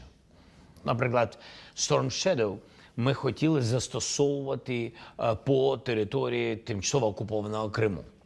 І ми нічим не могли дістати бази і аеродроми, військові аеродроми, звідки підіймався літак, і вони атакували нас ракетами. І це виключно наша територія. Тобто тут не можна сказати, що ми били по російській території. Ні, це українська територія. Але були роздуми у партнерів, скепсис деякі. І вони між собою розмовляють, країни НАТО особливо, вони розмовляють. І тут все одно Британія була першою і дозволила. Тобто не можна сказати, що Британія залежить від Сполучених Штатів. Ні, вони просто діють як, в принципі, вони діють як команда. Все одно вони спілкуються, радяться. Це нормально. Це нормально. Просто тут немає у нас ніяких претензій. Ми вдячні за допомогу. Ми просто іноді, нам боляче, що іноді цей діалог між партнерами, він довгий. І все одно ми приходимо до того, що ми з самого початку говорили. Повірте нам, ми повинні їм відповідати. Повірте, вони просто не розуміють нічого, крім сили. Повірте, ми не перша і не остання їх ціль. І для них все одно, ви країни НАТО або не НАТО, є цілі Росії. І вони не діляться на країни НАТО, і є просто їх думка, є просто їх бажання окупувати, знищити. Таке рабське відношення. Ось і все. І так воно і буде. І повірте, поки ми можемо захищатись, ми можемо захищати всіх. Допоможіть нам. Це справедливо. Ми частина вас. Так само і з Францією. І ось вам приклад, наприклад, НАТО. Це ж в принципі, рішення всіх. І Британія підтримує нас в НАТО. А Сполучені Штати сумніваються. І вони бояться якоїсь ескалації. Але тут не можна сказати, що Сполучені Штати бояться ескалації, а всі інші країни підтримують Україну. Так не можна підходити до питання. Якщо всі дійсно нас підтримують, я думаю, всім достатньо буде сил, розуму і впливу, щоб спілкуватися зі Сполученими Штатами. Щоб це не, розумієте, да? Щоб змінити їх думку, змінити їх підхід. І це важливо, цей діалог, щоб не Україна, не тільки Україна піднімала питання НАТО. Це те саме, повірте, як приклад з Кримом. Так само з НАТО і так само, як з тим, що треба бити сьогодні по військових цілях Російської Федерації, які знаходяться на території Росії вздовж кордону. Це те саме. Не чекайте, що тільки Україна повинна піднімати питання. Ми піднімаємо, тому що нам треба вижити. Питання виживання країн НАТО – це питання не тільки України. Те, що ми вважаємо, що ми можемо посилити НАТО – це виживання всього Союзу. Щоб Росія його не розділила, вона вже почала ділити його. Як це було на початку війни? Тобто спочатку треба подивитись, що Росія буде наступати, а потім вже з ними боротись і вводити санкції. І так само і тут, на жаль. Спочатку треба подивитись, що була захоплена частина Харкова з території Росії, а потім вже надати можливість нам бити по їх скупченню військ вздовж кордонів. Треба в нас більше вірити. Дуже важливо, що було прийнято. І це і зброя, і це сигнал важливий. І це важливий сигнал Росії, і це важливо, що об'єднане позитивне в кінці кінців було рішення у Сполучених Штатів Америки і європейців. З цієї суми, і я вважаю, на сьогодні прийшло мало, на мою особисту думку. Я не можу укомплектувати бригади резервів, щоб просто поміняти бригади, які стоять, щоб була нормальна ротація, щоб одні відійшли, а інші хлопці підійшли, щоб був укомплектований резерв. Росія чітко це розуміє, що вони роблять в Харкові і чому вони йдуть на північ і дивляться в цей напрямок, щоб розтягнути наш фронт. Вони знають, що у нас недоукомплектований резерв. Вони знають, що ми не можемо відправити резерв без відповідної зброї, просто як вони відправляють своїх іноді, як м'ясо. Ми це не будемо робити. І вони розуміють, що ті наші війська, які стоять на Сході, а Росія не кидає головної їх цілі окупувати повністю схід нашої держави, треба розтягнути сили. Як розтягнути? Тобто вони розтягують цей фронт, розуміючи, якщо би прийшло достатньо, як ви кажете, достатньо, ми б укомплектували бригади. Це перше. Ми б не забрали наші сили з Донбасу. І зрозуміло, ми могли би відповідати далекобійністю на Харківщині. Ніхто нікого не звинувачує. Ми там, де ми є, ми воюємо, і ми в війні, і вже не на початку. І тому треба щоденно знаходити вихід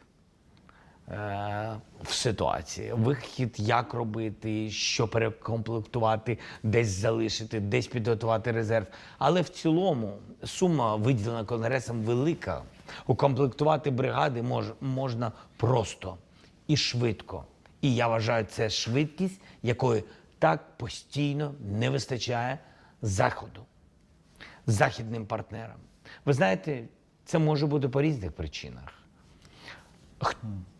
Це може бути бюрократія. Це може бути, знаєте, інше підхід до життя. Бо коли ти живеш, знаєте, довгий час, ти живеш в... Вибачте, що я таке говорю, я не хочу образити наших друзів, вибачте. Але коли ти в війні, одні пріоритети. Ти розумієш так, що все зайве. Вижити, люди, діти – це головні речі. Все інше – це другорядне. То коли ти в безпеці, і слава Богу, що західні країни в безпеці, але ти звикаєш до цього. І тому і час по-іншому. І тобі не треба вижити зараз Бо наступну мить тебе вб'ють, ти в Харкові. Якщо ти не спустився за хвилину, якщо ти не спустився в бомб-шелтер, а там, ви бачите, там до їх зброї може бути 60 кілометрів, 100 кілометрів, С-300 стоїть там, чи 80 кілометрів. За хвилину ти не спустився, ти можеш бути мертвим. Тому відношення до часу абсолютно різне. І тому так само і тут. Всі радіють, всі щасливі, що все ж таки вдалося, всі разом тиснули, все ж таки двопартійна підтримка, слава Богу, 61 мільярд. А вона тільки починається передаватись, приходити до нас. Розумієте? А Росія швидше. Росія повільніше, ніж Україна, але Росія швидше, ніж Захід. Розумієте? І це є проблема. А якщо час, кожна хвилина може забрати людину, тобто, відповідно, логічно, що ми хочемо швидше постачання.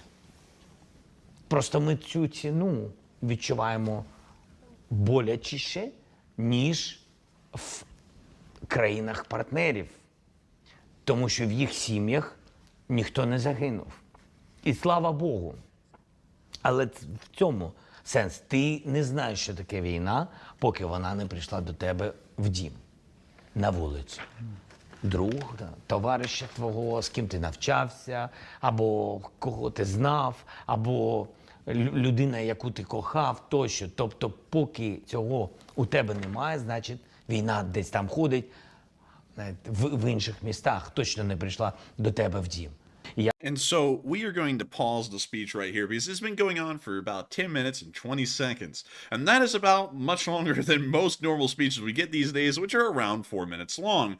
So with that, Slava Ukraini, Rom Slava. And with that, we are moving on into the second segment of the stream.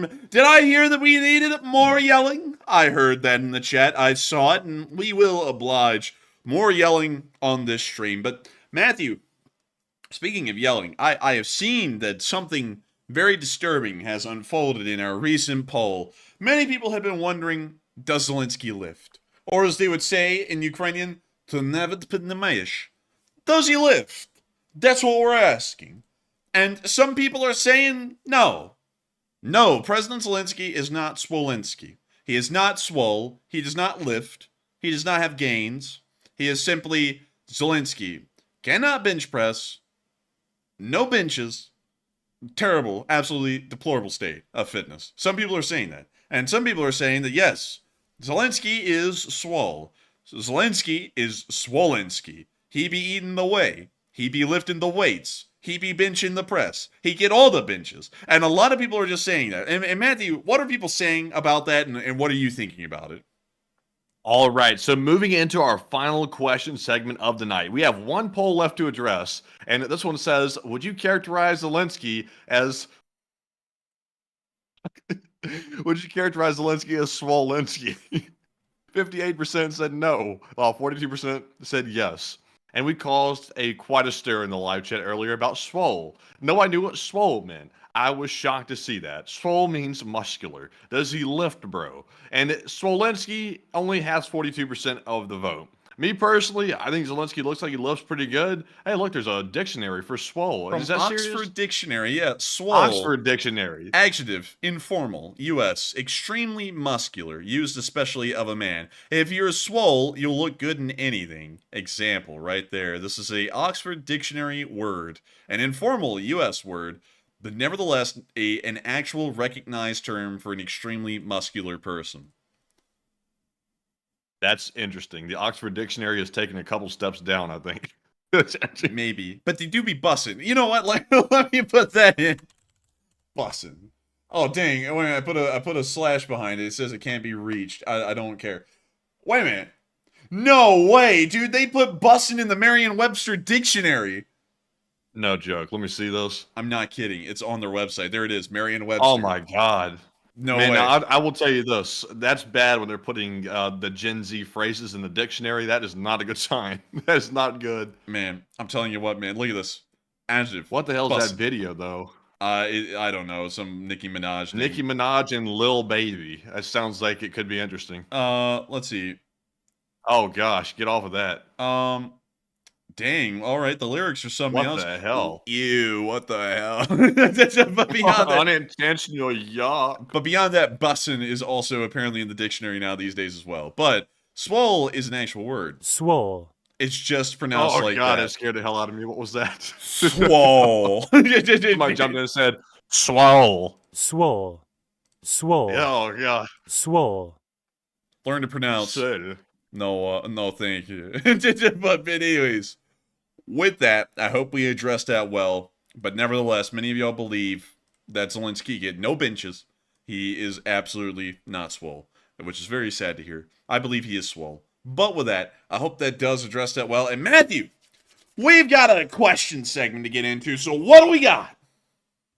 All right, and we're now moving into our Super Chat questions, and our first one here is going to go to Richard McGurl, who put in a $50 donation. Huge shout out to Richard for that support, and always helping to keep the channel running. And sadly, there's no comment to address on this one. And Richard has already gotten off for the night, but huge shout out to Richard if you're listening tomorrow for that support. And Enforcer, what say you? And a big old shout out to Richard McGurl, an absolute legend of the stream, an old guard through and through. And I gotta thank you so much for the support and helping this channel to keep on running, Richard, because you're helping to make it possible. And while you didn't throw in a comment, we still greatly appreciate your support, because if it wasn't for folks like you, we wouldn't be able to be here on air right now getting to talk about the news of the wire. And so with that, thank you so much once again. I hope that does address that well. And with that, we are on to the next one. And the next one goes to Pemiyoy, who puts in a $20 donation. And thank you very much, Pemiyoy, for that support. And also, let me check something here. I think that might have been, let's see here. Might have been? I think that might have been their first ever Super Chat. Let's see here. How come I'm not seeing it in the list, though? Oh, wait a minute. There it is. It's right there.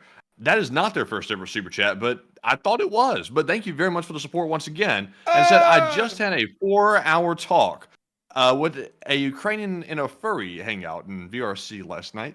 We mainly just made fun of Russia for hours, lol. That's what we do on the show. It sounds very similar to this show, apparently, because we just make fun of the Russians for hours on the show as well. But really cool to hear that you had a fun hangout last night. And I gotta thank you so much once again for support and helping this channel to keep on running, because folks like you helped make it possible. And really cool to hear that you met a Ukrainian last night. And so with that, thank you so much once again. I hope that does address that incredibly well. And with that, we are on to the next one. And our next one is going to go to Blue Flame 777 LSA, who puts in a $20 donation. And thank you very much, Blue Flame, for that support. I saw this one come in earlier, man. This was spice. Oh, wait. No. Oh, no, I think I'm misunderstanding. Okay, yeah. Sorry, I'm thinking of another one that came in that was spice, but go ahead. So Blue Flame says, merch, World War II bomber jacket in leather with bot be gone above the LSA flag. I would wear it at the beach, out jogging, and I'd wear it. What are you laughing at the house? LSA proud, Slav Ukraine, question to the chat. And I thank you so much for the support and helping this channel to keep on running. I don't know what Matthew's laughing at, but we'll find out in a minute. But beyond that, I would say that would be a pretty cool idea to do like a leather bomber jacket. It's just that those can get kind of pricey, especially get them customized. So that might be a little difficult and might be out of some people's price range. Well, probably a lot of people's price ranges, to be quite honest. But it would be a cool idea to have. We actually had a viewer send us today a really cool LSA clock. Like it was a custom-made clock with the LSA eagle on it, which was so cool. Laser Larry, absolutely lasering it up, but it was really cool looking, and I loved it. It is so neat. We actually put it on our Patreon. It was so cool, and I got to thank you so much once again for the support and coming up with a really cool idea, Blue Flame 777. And I'm so sorry that I started to go, oh no, because I thought it was another one that came in tonight, which was incredibly spicy. It was not from you, I don't think. It was wildly spicy. I was like, we cannot read that, but still, with that, thank you so much once again for the support and helping this channel to keep on running. And thank you for coming up with a really cool idea as well. And so with that, thank you so much once again. I hope that does address that well. And we're on to the next one. And our next one is going to go to Neil Vizanot, who puts in a $20 donation. And thank you very much, Neil Vizanot, for that support. He said, don't worry, Matt. There should be a YouTube friendly. Let's see. He put in breaking news, not like breaking, but breaking like a car. Breaking news. He said, let's see. Oh Lord.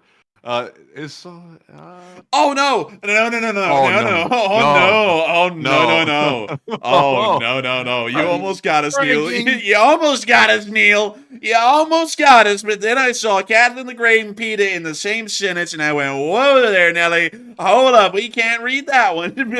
But people who know what I'm talking about, historically, will know that we cannot read that aloud. The reason why Peter and Catherine the Great are in the same sentence is because, and this is historical fact, by the way, Catherine the Great had some interesting relations with horses. I'm not kidding. That was like an actual documented thing. But beyond that, I thank you for the support, Neil Visnot, and I think you've been throwing it down on Chris's mom. But sadly, that is throwing it down so badly, so unequivocally badly, we cannot read that on air. Because it would be bad. It would be really bad. But still, I thank you so much once again for the support and helping this channel to keep on running. But Neil, if we read that off, we might not be running for long. So I hope you understand. But still, thank you so much once again for the support and helping this channel to keep on running. But yeah, you know, that we don't really talk about that much, although that is pretty gross. And a lot of people are going, ew, hey, listen, I'm not the one who did it, they did it. Like, I'm just telling you what they did. And Matthew's probably like, what the hell do you mean? Like, it's documented, man. Like, I'm not kidding. Like, it's actually documented. That's but, dirty. Yeah, I mean, that's, I don't think that's dirty. I think that's nasty. Like, I think that's reprehensible, immoral. Same thing. Same thing. But still, with that, I hope that does address that fairly well. But thank you once again for the support. New Visnot, helping this channel to keep on running. And of course, it's thanks to folks like you that we keep this thing running. And then I'm able to get whiplash from a super chat. But still, thank you so much once again. And regards to Chris's mom. And with that, we're on to the next one. And thank you once again. And the next one goes to Andy L, who puts in a $20 donation. And thank you very much, Andy, once again for that support. He says, since my bro, BC Skyman, is not here tonight, take one from the chat. And BC Skyman hasn't been here tonight. Where has he been? Where has he been? He's probably on a trip or maybe just taking the night off. But nevertheless, thank you for the support, Andy L, and helping this channel to keep on running. BC Skyman sadly is not here, but we will make sure to take a live chat in honor of you, Andy L, and in honor of BC Skyman, who is missing tonight for some reason. But with that, what do we got as a live chat, man? He's sponsored by Andy L. So this one is going to go to Trench Mouse, who says, any news on French and NATO troops in Ukraine? And there's two things, Trench Mouse. First of all, the French troops are currently on their way to Ukraine. They're in transit, and they should be arriving within the next day or so. That's what we're told. And also, by the way, France is also thinking about forming a coalition of the quote-unquote willing to announce on D-Day, which is, I believe, the anniversary is on June the 6th, I think. And they're planning on potentially sending those troops to Ukraine as well. And they're alleged to be simply instructors, but that's what's being said in the public, at least. So that's what we've heard so far. But Enforcer, what say you? Dang, man, you kind of like addressed that the way I was going to address it, man.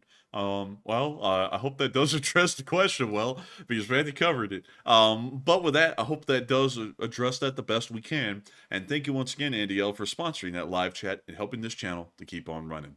And with that, we are on to the next one.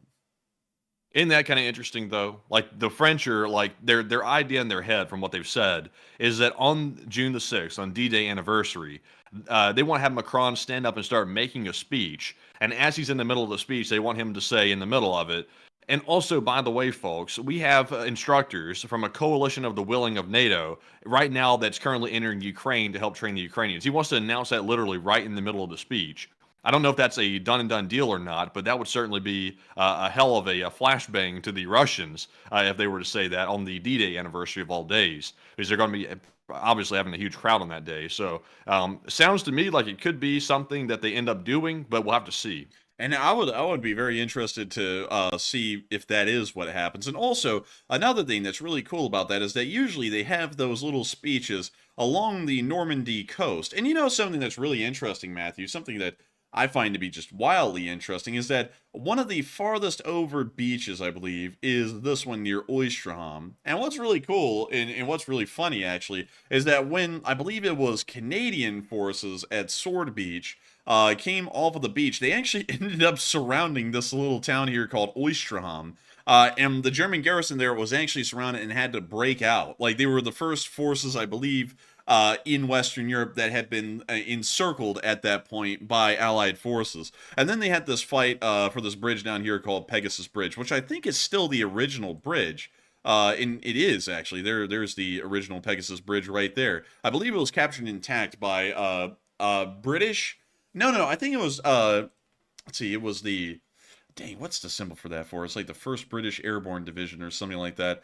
But they captured the bridge, and I wish I could tell you a little bit more detail.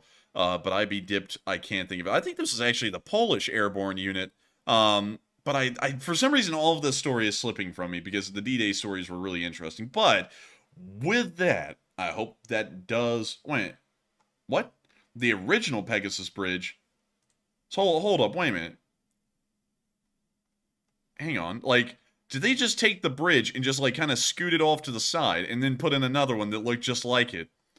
Is that what they did? Wait a minute, hang on, I really need to know. Like, hold up.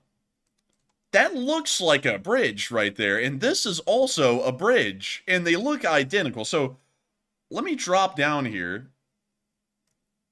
Okay, they say have it blocked with trees, of course, and then the resolution is incredibly low, so let's just scoot a little bit. Well, I be dipped, that looks like the bridge. So they just replaced the bridge. Like, this is the original one here. And then they just, I guess, plopped it out and plopped in an exact identical bridge segment at Pegasus Bridge. That's weird. I don't know why they did that. But, weird. Whack. That's all I can say. But anyways, with that, I hope that does address at least a little bit about Normandy fairly well. And with that, we are on to the next one. And our next super chat goes to Lucens, who puts in a $10 donation. And thank you very much, Lucens, for that support. They said, in hopes that others may follow, I wrote a translated letter with gift card to a Ukrainian neighbor from Melitopol, wishing that they feel welcome in America, a country made of refugees and immigrants. And I thank you so much for the support. And that is something that's really nice of you to do, making sure that they feel welcome. The United States... I would have to say the United States isn't really made up of refugees, per se. It's more so immigrants. Refugees are actually a fairly modern thing in U.S. history because, well, I don't know. Maybe you could classify some groups of immigrants really more so as refugees, like the Irish. They were more so probably refugees of the famine than anything. But still, I thank you for the support in sharing that little thing, because that would be nice if people started to do that and make folks coming here to the United States from Ukraine that are refugees from the war feel welcome. And so with that, thank you so much once again for support and sharing that with us, and I hope that that really helped them to feel a little bit more at home here in the good old US of A. And so with that, thank you so much once again. I hope that does address that well, and with that, we are on to the next one. All right, and our next one goes to Lord Lathos LSA, who puts in a $10 donation. And thank you very much for support. He said, for sticker, research and development, R&D. And Lord Lathos, funnily enough, we have never sold them on the store. But when you ordered a LSA limited edition flag, we actually sent out LSA stickers with the flag. If you ordered the flag and your order did not get lost, you got one. If you got your order lost by USPS, you got several stickers for the trouble. But we actually still have a few of those stickers around the studio in here. We don't have enough to like start selling on the store, I don't think, but we do have some left over. So we actually have one. But if that's I think it was a vinyl sticker. It was an outdoor sticker you could put on your car, like kind of like stretchy vinyl. If that's the sticker you're talking about, or if you're talking about a different one, you can let us know. And so with that, I hope that addresses that fairly well, and I thank you so much once again for the support and helping this channel to keep on running, because it is folks like you who help to make this thing possible, Lord Lathos, and I'm glad to hear that you would like to have a sticker, because we do have some stickers, and hopefully we will be able to get some more out there in the future. I don't know how we would do that, but maybe we can. Maybe in the future when we do another limited edition run that we pack here in Enforcer HQ, which, by the way, the combat patches, I believe, are actually going to be packed and shipped out from here. Yes. But in the future, we won't be able to do that with this one, though. But in the future, we might start to include more LSA flag stickers, because everyone loves an LSA flag sticker. And so with that, I hope that does address that well. And I thank you so much once again for the support and helping this channel to keep on running. And with that, we are on to the next one. And also, Neil Vizanot said, I demand a live chat and a marmot as payment for my unread super chat.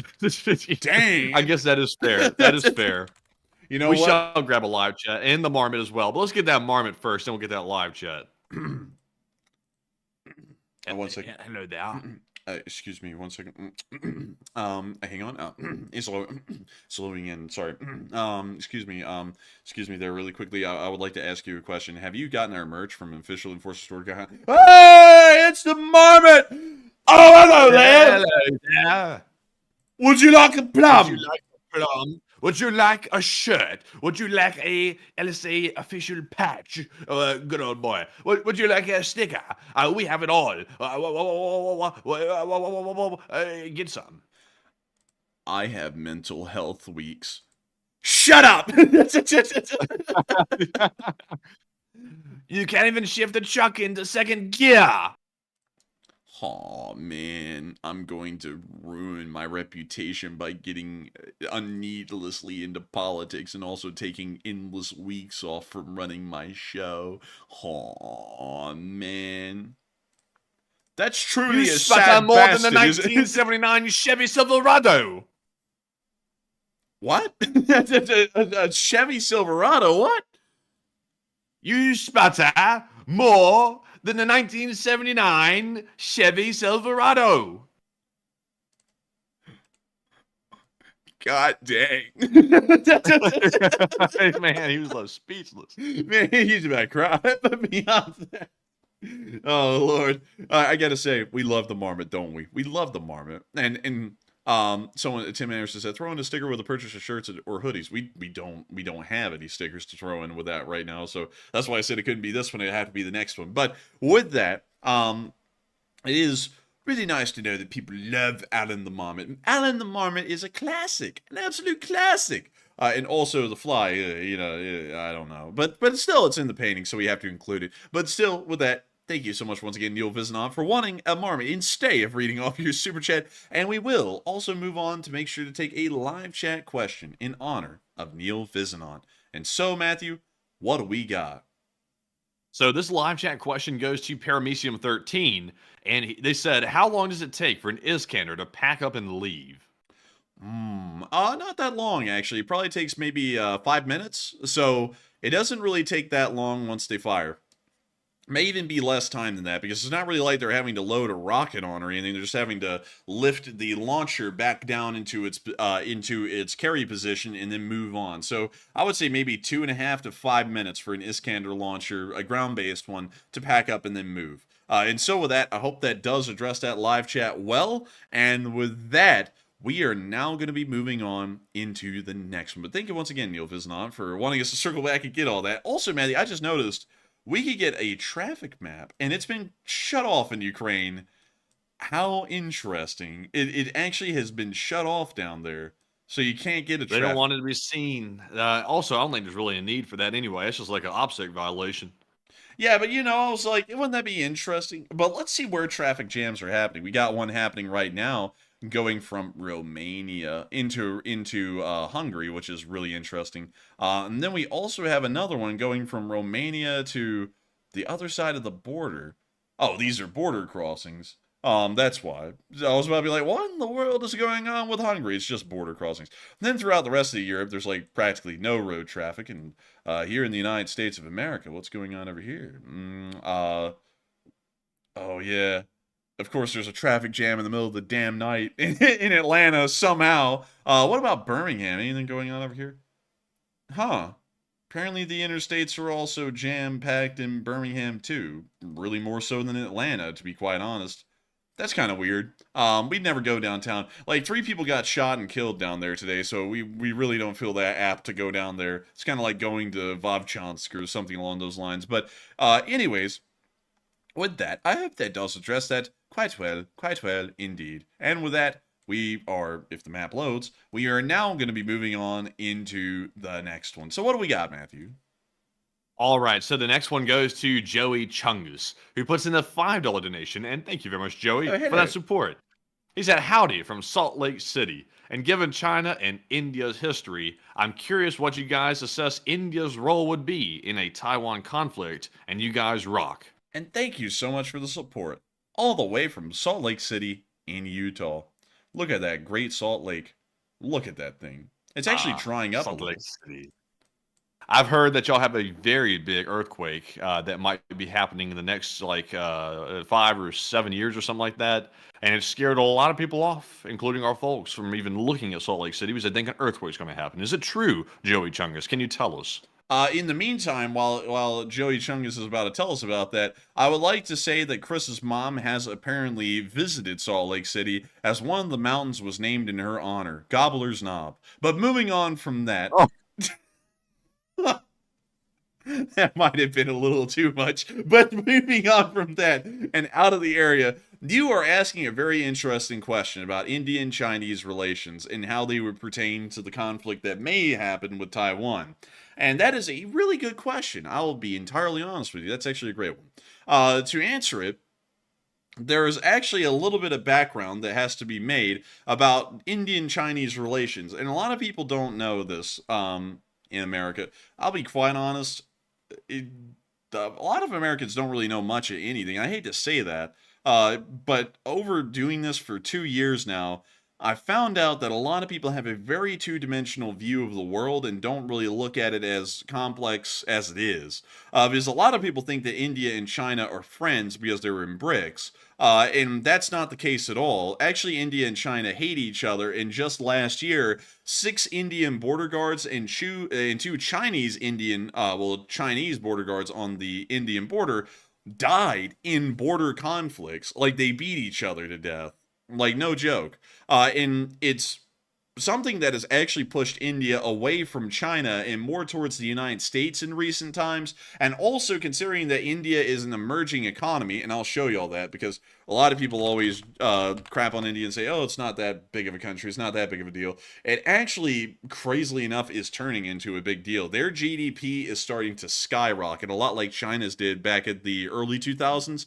India is starting to do that as well. And you can see that their economy went from, at the beginning of the century, at 468 billion. They have now grown their economy almost by 1,000%. Up to around $3.4 trillion. That's not really close. It's more like 700-something%, but still, it is growing rapidly. I mean, look at the Indian and Russian economy, which was neck and neck from 2009 to 2011, and then they just continue to rapidly grow. We are expecting that the Indians are probably going to end up economically very similar to the Chinese in the future, and they may actually be a major power that China has to rival with in the area for control.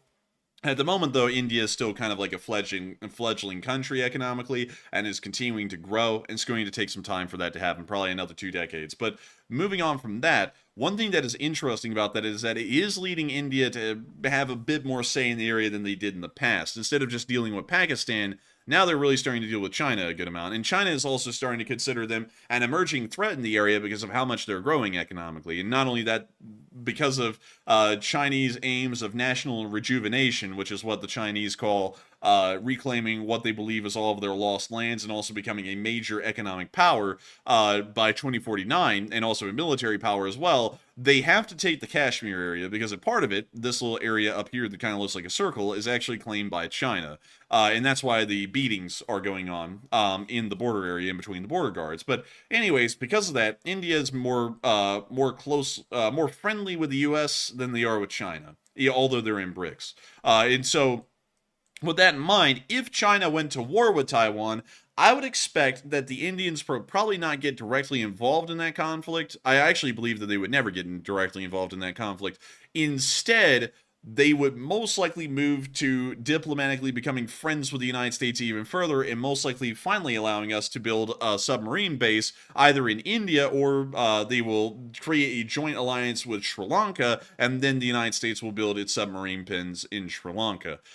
Because there is a lot going on right now in between Indian-U.S. relations that are actually working in our favor, and that's why you'll notice that a lot of our former presidents in very recent times have been taking a lot of trips to India and also hosting the Indian Prime Minister, Modi, because they're trying to vie for India's favor. And it's kind of the same thing that, and also, I'm just going to really quickly waive the whole no politics thing really quickly, just so that way I can list some names. We're not going to take a political take or anything here. I'm just going to list names. It's very similar what we're doing with India right now to what Nixon did with China in the very early 70s. Because China was very scared of the Soviet Union at the time and wanted to ally with the United States because anyone was better than the Soviet Union. So the enemy of their enemy is their friend kind of a deal. That's what we're doing with India right now. It's the exact same thing. It's just that now India is looking at China a lot like China looked at the Soviet Union back in the late 60s and early 70s, and they would rather be friends with America than be anywhere close to China at this point. So I feel like a Chinese war with Taiwan would drive India even closer relationship-wise to the United States in the future, which would be beneficial for us in the long run, because it would really greatly hinder and maybe even completely stop the One Belt, One Road program that the Chinese have been trying to move forward on. Although they've been doing that unsuccessfully over the past 10 years, they're still trying and attempting. And so with that, I hope that does address that fairly well, at least in my opinion. And also, by the way, everyone, I'm not saying that Nixon was a good or bad president or that was a good or bad decision what happened with China, because that would be violating our no politics rule. But I will say this. Some people have been asking if the president is a crook. I'm not a crook. But anyways, I hope that does address that the best I can. And with that, and also, by the way, with the whole no politics thing, I will say that I will say positive things about presidents when I can, because you can have your opinions on them policy wise or not, and whether you agreed with their policies and what their party's actions at times and all that, which is a political thing in its own right. But you can speak about the people that they were, kind of like how Elon Musk is a political figure really in modern American culture. But we can talk about him here on this channel as a person, not talking about his politics. And I would actually have to say that Richard Nixon is a very understated person as far as his intelligence goes. Of course, it was kind of mired with scandal and everything, which is something that everyone knows Nixon for. But he was a very, very good person at understanding the Warsaw Pact and the Soviet Union, and really had a very adept understanding of what the future would behold, which is something that's so hard. We always tell you all about crystal balling on this channel and say, we will never crystal ball. I will say this.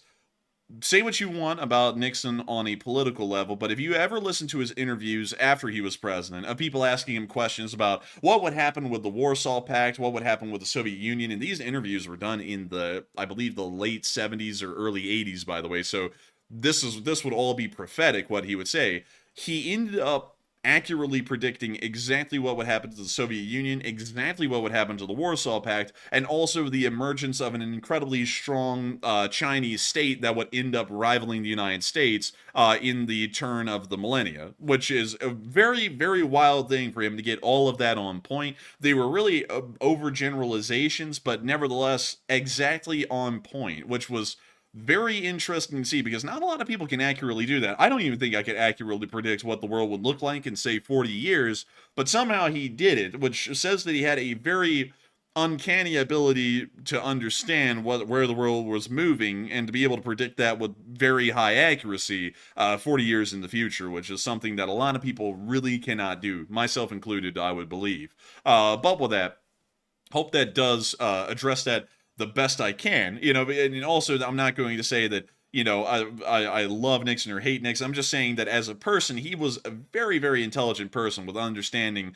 global diplomacy and the world stage and how it was working at the time and where it will go. But beyond that, I'm not going to make any comments. I could make a comment like that generally on I can make different positive comments on really every president. There's obviously going to be negative comments about all of them as well. But there are, of course, always some positive qualities and attributes about really every president in U.S. history, whether they are considered to be a good one or a bad one. Like Herbert Hoover wasn't really a bad guy.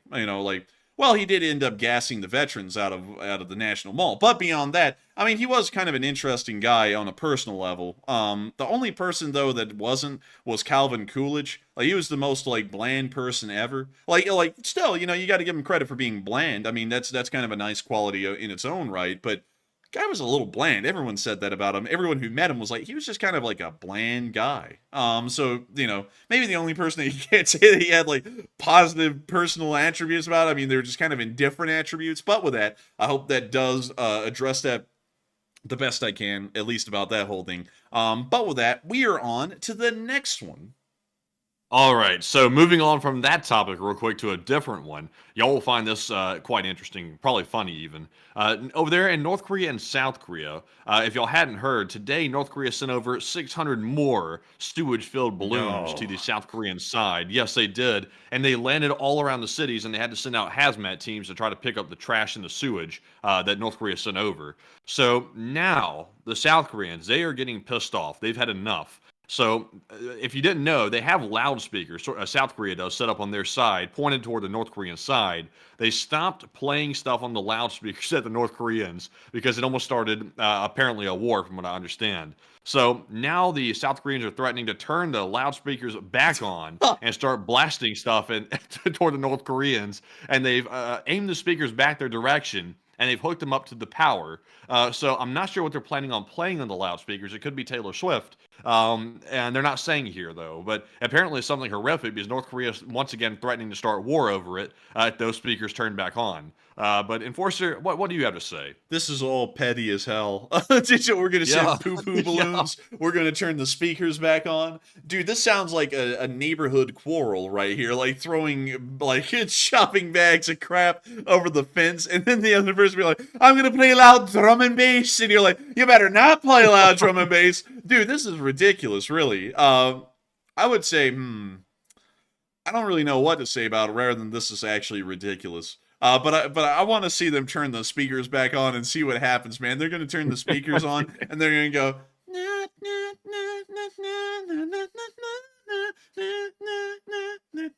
Have you seen these speakers, by the way? Dude, like, these huge. are not just like speakers, dude. These are freaking megaphones. Like, show the picture. It's on the Twitter page profile. Let me see here. Let me go to it. Dude, you know the one, Hello Korea. You know that one? Like, yeah. Oh, man. Hello Korea. I'm over here. You can't even say the rest of it, man, but there it is. There's one of the speakers. There's that speaker. Oh, damn, man. That is a freaking blaster right there. Dude, every time I look at this thing, I think of that meme, Hello Korea. Like, I'm over here. Like, it's like, no, that's not. Dude, if that was playing nonstop, though, I think I would threaten war as well, not going to lie. I'd be like, that's gotta stop, man. Like, it's gotta quit. But anyways, those are the speakers. They're threatening to turn them back on. They might turn them back on. And if they do, God forbid, if you're a North Korean on the other side, eardrums decimated. But with that, I hope that does address that fairly well. And it sounds as though things are heating up on the peninsula again as the poo-poo balloons travel on their way back south. And so with that, we are on to the next one. But thank you for sharing that, Matthew. I'm just waiting for someone out there. You know, someone's going to say it. They're going to say, that's not right. South Korea can't do that. That's psychological warfare to torture them with the loudspeaker sounds. They can't do that. It's like, well, also at the same time, though, the North Koreans are sending over the sewage. And I understandably, I was wondering this yesterday. I'm like, how are the South Koreans like cleaning that up? Because there could be pathogens or something like that, or chemical warfare like chemicals in the sewage bags themselves. And it looks like they are taking it seriously. They're sending out hazmat teams to pick up all of it. They won't even let the civilians near it.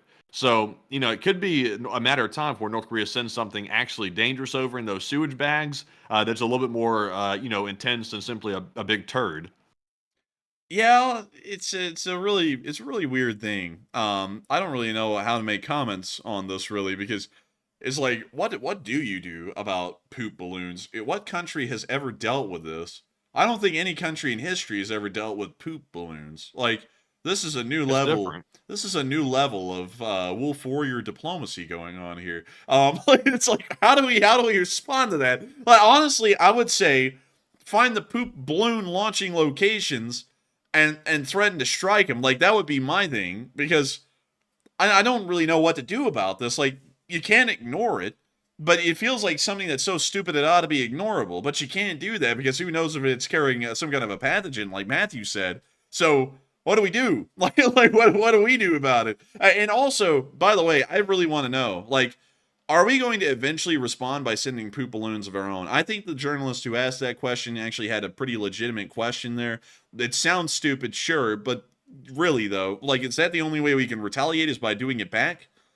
I don't know. And I think that question. I say send it back. There's nothing wrong with that. Just send them the same crap back. It's like the West is acting like that's absurd, but it's like, that's like do tit for tat. That's all you can really do here. Yeah, I mean, let's see, what could we send over? We could attach pig carcasses, riding. Oh, nah, I don't know. That's a little too tame for them. What could we do? I mean, I'm drawing blanks here. I don't know what the hell you can do to this. Like, it's so stupid. You feel like it ought to be ignorable. I know. We could remind them what the Japanese did to them in World War II. We could do that. No, I don't think so. Let's see.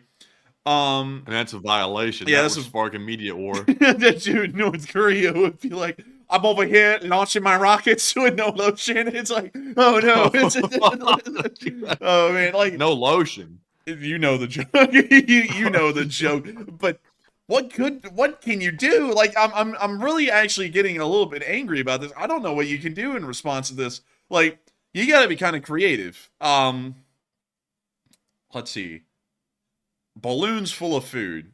That will probably cause so much unrest in North Korea that it would be worth it. Maybe that would be something we could do. For someone said send over propaganda, and the North Korean police will confiscate the balloons. They'll never make it to the public for the most part. And if it does, they'll get in trouble. And then they'll enter the bottom caste. They'll be in the hostile caste.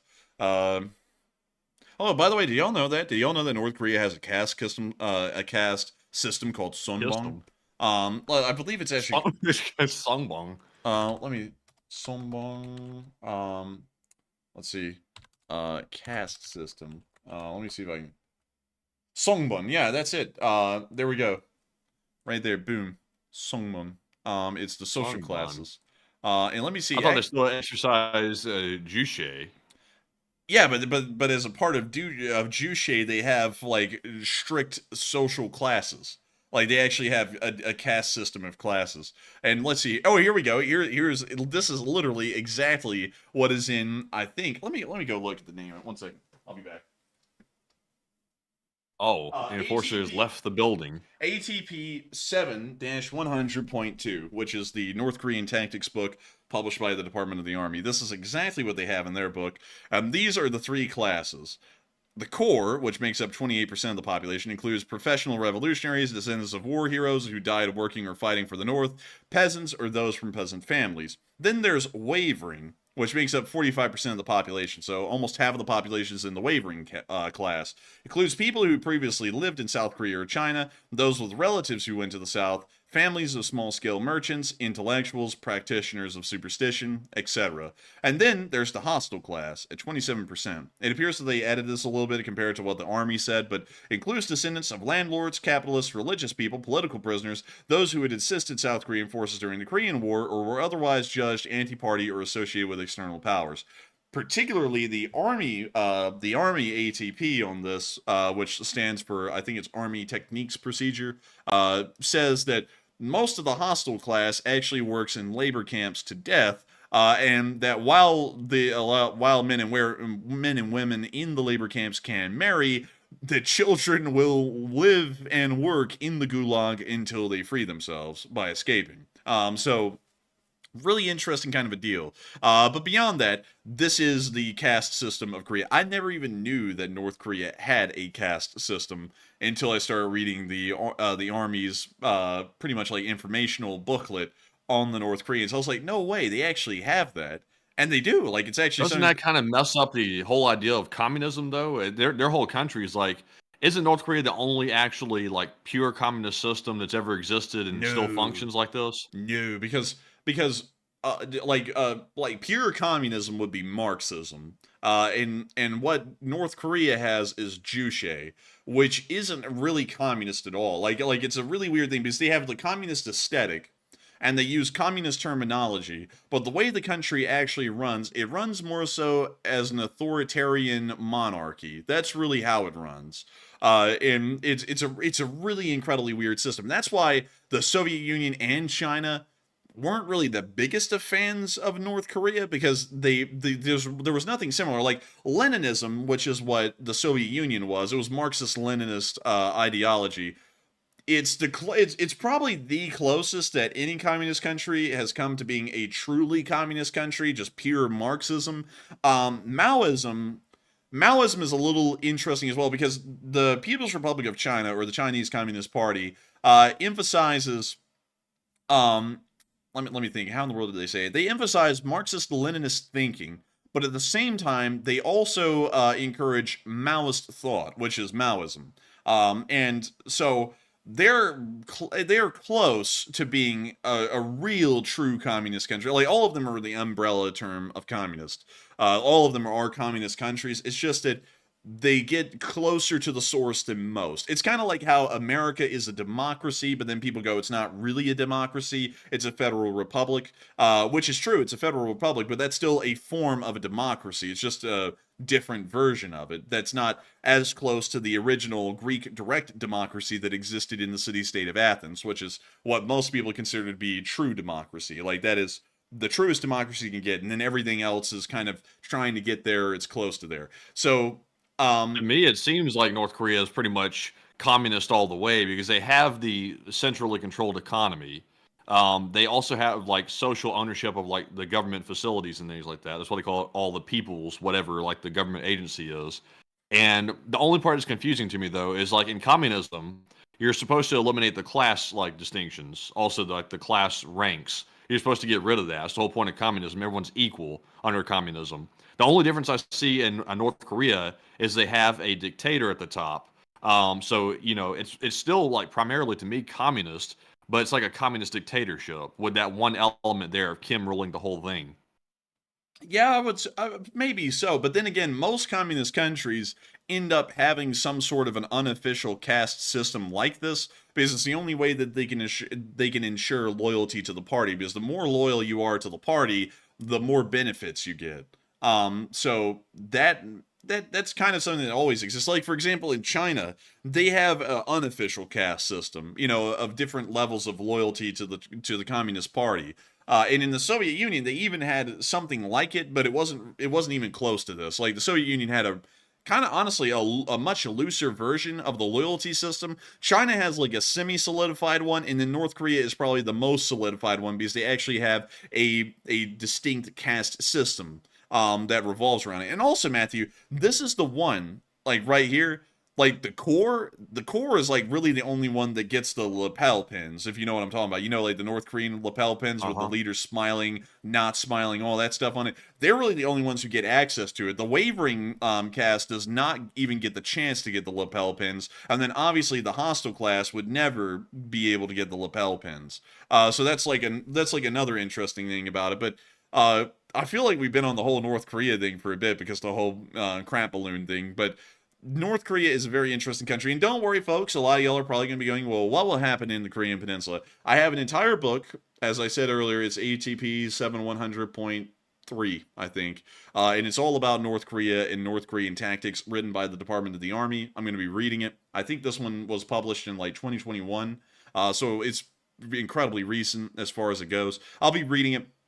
And I'll be trying to make long-form videos on that as well. But it really depends on if the Chinese long-form documentary video does well. If it does, then there will be more videos like it in the future. If it doesn't, well, I'll keep working on them, because I would want to do them. But there might not be that many of them. It really depends. But with that, I hope that does address that the best I can. And with that, we are on to the next one.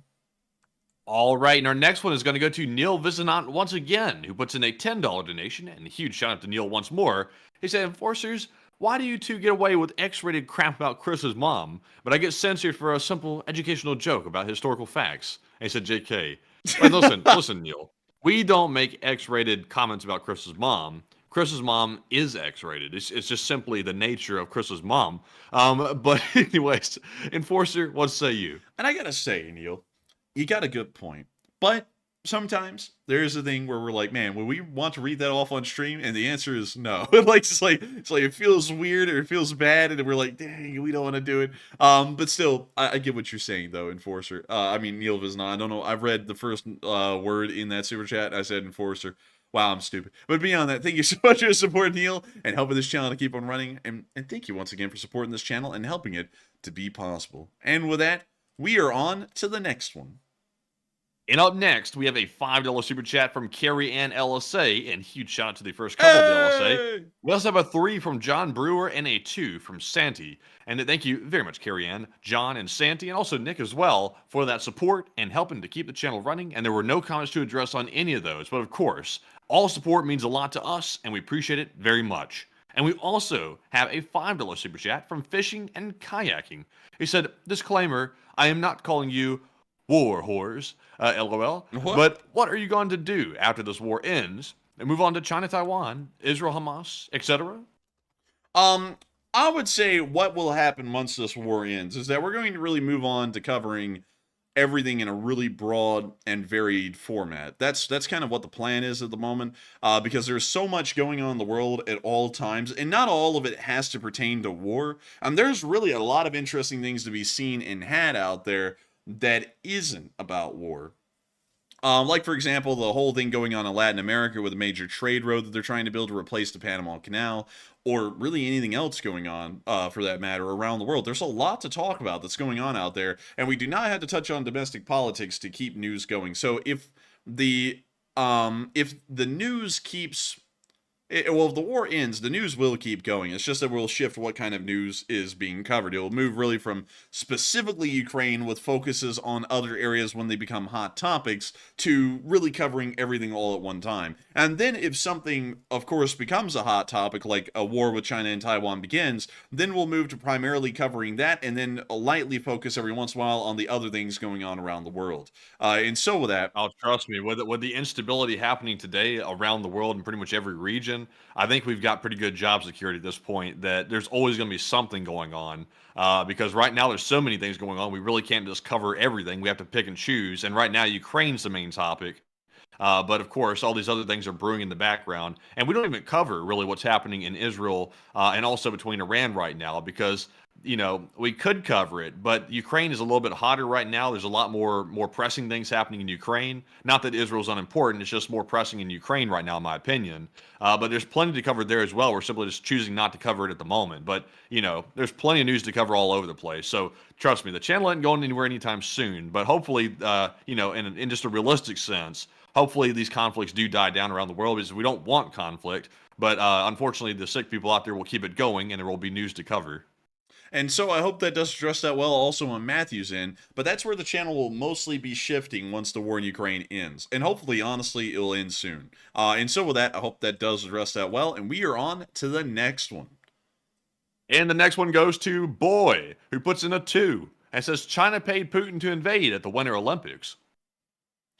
I would have to disagree. I thank you for the support, but I'd have to disagree. Because I don't think China could have paid Russia any amount of money to tank their economy and ruin their military. I don't think any amount of money would have made them do that. It would have been like trillions of dollars they would have had to give them. And I feel like people would have known. But still, thank you for the support and help with this channel to keep on running. Bye! And with that, we're on to the next one. And the next one goes to Thomas Ray, who puts in a $2 donation. And Thomas says, resting in my cancer fight, and take a live chat question. Oh, dang. And I thank you for the support, but I hope that you're doing well with that, and I hope that you continue to keep fighting it. But still, we will make sure to take a live chat question in your honor. And thank you so much once again for being here with us tonight and supporting the channel and helping us keep this thing running. And I hope that we've been able to make this stream as enjoyable as possible tonight. And so with that, Matthew, what do we got for a live chat? And this live chat question will be taking us into the live chat segment in honor of Thomas Ray's Super Chat. And this one is going to be from Mick, who says, do you think the U.S. changed its stance to use weapons in Russia because of the border incursion in the Kharkiv Oblast? I think we did change our stance because of that. And I think we also changed our stance because a lot of European and Western countries are already changing their stances on their own. And we don't want to look like a stick in the mud compared to them. We want to try and look like we're kind of leading from the forefront a little bit, although to be honest, we really don't right now. And so with that, I hope that does address that the best I can, at least in my opinion. And with that, we are on to the next one. And also, thank you for supporting that live chat, by the way. Thank you so much once again. Indeed. And this one goes to Casper, who says, anything happening in the Middle East? And yes, he said, Israel said it would invade Lebanon if Hezbollah didn't leave, and that's gone nowhere. Yes, and that is a bit of news. We also got to see that there was some airstrikes that happened in Lebanon today. A drone got shot down somewhere from Lebanon or over Lebanon, from what I saw. So things are going on over there, that's for sure. It's just that we're not really covering it a lot because there's so much going on in Ukraine alone and also in China that the Middle East right now is kind of fallen into the periphery a little bit as far as our focus goes. But with that, I hope that does address... Also, did you hear that the Houthis destroyed the Dwight D. Eisenhower today?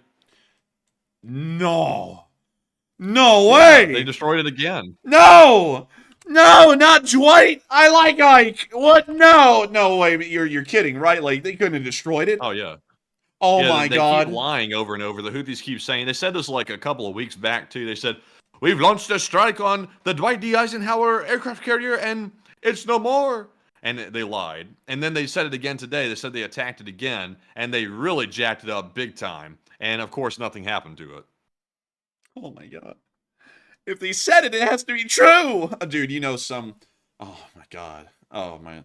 It really pains me. And I hate to be like this, folks, but for some reason this week's been really rough with having to deal with people who may not have the best connection to reality.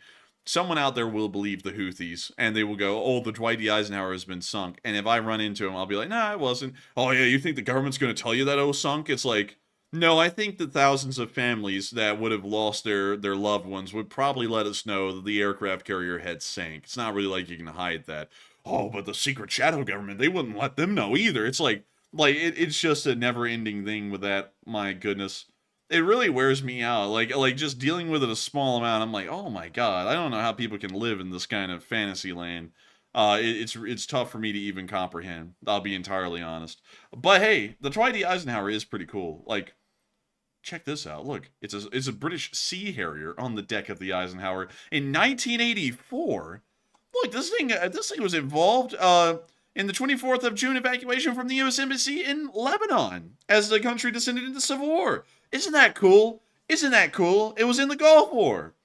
Isn't that cool? Look at that. It's part of Operation Uphold Democracy. Look at that. I love that. Upholding democracy, that's great. Look at this. It's over there at Norfolk, right there. Look at that. Isn't that cool? And look at this picture of the Super Hornet. Isn't that neat? Isn't that cool? Isn't all of this cool? It looks like it's doing that Egyptian walk thing, that jet back there. Man, I'm telling you what, man. It's almost like it was, man. It really was. And look, here is the USS Enterprise right here, CVN-65. That thing was starting to show age, by the way. Look at that waterline. And then there's the USS Dwight D. Eisenhower, which I just noticed has the number 69. Nice. But anyways, with that, I hope that does address that incredibly well. And also, another one more itty bitty thing about the Dwight D. Eisenhower is this picture right here of them having underway replenishment of ammunition stores, which is pretty cool. But with that, I hope that does address that all fairly well. And with that, thank you so much once again for bringing up a good point, Matthew. I hate to hear that the Dwight D. Eisenhower is lost, but it's lost and not forgotten. I'm sure it'll return like a ghost. And with that, we are on to the next one. And also, like, just to let you know the good end of the story, the Houthis got bombed the shit out of them after that today. So they probably wish they'd never said that. But anyways, moving on to our next one here, we have a $20 donation, another super chat, this time from Blue Flam 777 LSA. And thank you very much, Blue Flam, for the massive support tonight. And he has a dad joke here. And I don't know about this dad joke. What does this dad joke mean, Enforcer? We'll have to read it. Let me go grab it and read it. Oh no. Oh no. I have to, 1 second, man. We're gonna have to review this one. Can we read that? Like, oh, can't we read it? yeah, can we read that? Like, I'm trying to lay it out. Do you know? I can't tell it's political. It's not political. It's Something else entirely. I'm just wondering if we can read that. Oh, you can read it. You know what? I will. Dad jokes for the win. What do you call a dad with Dad. Chad jokes, but dad jokes for the win. What do you call a dad with a 2-inch tool? Justin. Slava Ukraini. Question to the chat. Man, that goes right over my head. I don't even understand it. Good for you, Matthew. I'm glad it does. Like, I'm actually glad it does. I'm like, that one's an interesting one. But still, with that, I thank you so much once again for support Blue Flame 777 and helping this channel to keep on running. I'm very happy that that went right over Matthew's head because I caught it. I don't know if y'all caught it in the live chat. And I'm happy that Matthew didn't catch it. I'm honestly, seriously happy he didn't. But with that, we will make sure to get back into the live chats and take one in your honor, Blue Flam. And so, Matthew, what do we got? And this one goes to Darren Russell, who says, I heard that Ukraine may have some NH-90 helicopters, and can you confirm that? NH-90s? NH-90s. Let me make sure that I'm remembering the right helicopter. No, they don't have any of these because the Australians decided to bury these in the dirt instead. So I hope that does address that live chat fairly well, from what I know. And with that, we are on to the next one. And the next one goes to Kid Rock. And he said, any updates on the Chinese aggression towards Taiwan? Yes. Actually, we had one today. I included it. I didn't include it in our news, but we did get to see that the Chinese actually rolled up one of their smaller landing ships into the waters near to Kinmen Island. Also, let me show y'all where Kinmen Island is because this would make no sense if I don't give y'all like the geography. Here's Kinmen Island. This is Kinmen Island. This is mainland China, right over here. It is, and also this little island right here is also a part of the Republic of China, and it is literally just 3 miles away from mainland China at its closest. So this is where this happened today, but they turned back a landing ship. That's the Chinese, well, that's the Communist Chinese landing ship. This is the Taiwanese vessel that's filming.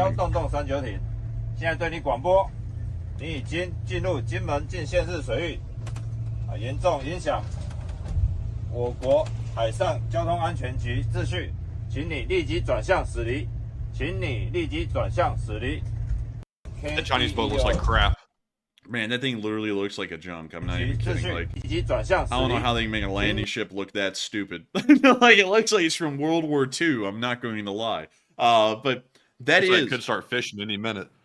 Dude, watch out. Watch out for your snow crabs. This thing might steal them all. Like, it's like, watch out, buddy. Oh, watch out for your salmon. But anyways, with that, I hope that does address that well. We do have a little update. Tensions are still ongoing. It's just that they aren't flaring off into a full-on conflict at the moment. And so with that, I hope that does address that the best I can. And thank you so much for asking a really good question. And with that, we are on to the third to last question of the night. And this one goes to Redactably, who says, do you think Ukraine will push the Russians into Belgorod and establish some sort of buffer zone following the counteroffensive? I do not think so. Ukraine entirely seeks to achieve its border security and its sovereignty over its legally recognized territory, so I do not believe that it will be moving into the area of Belgorod and creating any kind of security perimeter anytime soon. That would greatly escalate the conflict for reasons. It would take a lot to explain that, actually, but it would escalate the conflict if they did something like that, so they probably want to avoid that if that possible. And so with that, I hope that does address that well, and we are on to the second to last question of the night. And this one goes to Plexus Gaming, who says, I really have an interesting question. And he said, when Ukraine takes back its territory, will they start invading Russia if Pupler doesn't agree to peace? If they take back their territory and Putin doesn't agree to peace, they probably will just keep a pretty decent standing military, start to build defenses along their entire border, and it will kind of turn into a situation like North and South Korea have, because both of those countries never officially had a peace treaty with each other and are still technically at a state of war. And so that's the kind of situation you would see in that instance. And so with that, I hope that does address that the best I can. And with that, we are on to the final question of the night. And so, who is lucky last person to put in the lucky last question of the night? And that viewer is Jaka, who said, would it be worth attacking the production and manufacture site for weapons in Russia, and would they fall under high-value military targets? Yes, weapons manufacturing facilities are always targets of war and are also high-value targets. Destroying them could destroy the very special machinery inside of these factories, the very specialized machinery that helps to produce these weapons, and for that reason, they are military targets and would be a high-value target to strike. You could also do the same thing by striking although this is a little bit more abstract, though, as to whether this is a target of war, you could strike steel refineries, steel mills, things like that. You could also do that as well, as far as its heavy industry. But yes, the weapons factories would be on the table, and those are targets that are worth striking. And so with that, I hope that does address that the best I can. And with that, we have reached the end of tonight's stream. But we actually got a $10 super chat from Destiny Edgington. Hey! And she said, I'm ready for Game of Thrones to start. Aren't we all? I like the Fallout TV show, me personally, but I don't really get to watch TV much. I'm always busy. But still, thank you so much for the support and helping this channel to keep on running, as it is folks like you who help to make us possible, so that way people can look forward to Game of Thrones while watching this channel. And so with that, thank you so much once again. And with that, that is the end of tonight's stream for show. Make sure to get yourself an LSA t-shirt and an LSA patch at officialenforcerstore.com. Link in the description below. It not only helps out this channel, but 10% of the profits go to United24 and help them out in Ukraine. But still, with that, I will see you all tomorrow at 10 p.m. Eastern Time for our Sunday night fundraiser. Good night, good luck, take care, stay safe. Slava Ukraini, and long live the Lee Spring Army. The Lee Spring Army will never die. And with that, folks, thank you all for another great stream tonight. And of course, we'll see you all tomorrow night. And tomorrow night is the best night of the week. It is fundraiser night, where we raise more money to help save more lives in Ukraine. With over 1.4 million raised on the channel to date, the fundraiser nights are always a big success, and tomorrow will probably be no exception to that. And with that, be sure to check out officialenforcerstore.com, just like the Enforcer mentioned, and check out those patches and those shirts, because now they're extended and they'll be there for a little bit longer. But with that, thank you all for another great stream tonight. Slava Ukraine, Herom Slava, and we look forward to seeing you all tomorrow night. And with that, get some rest and good night.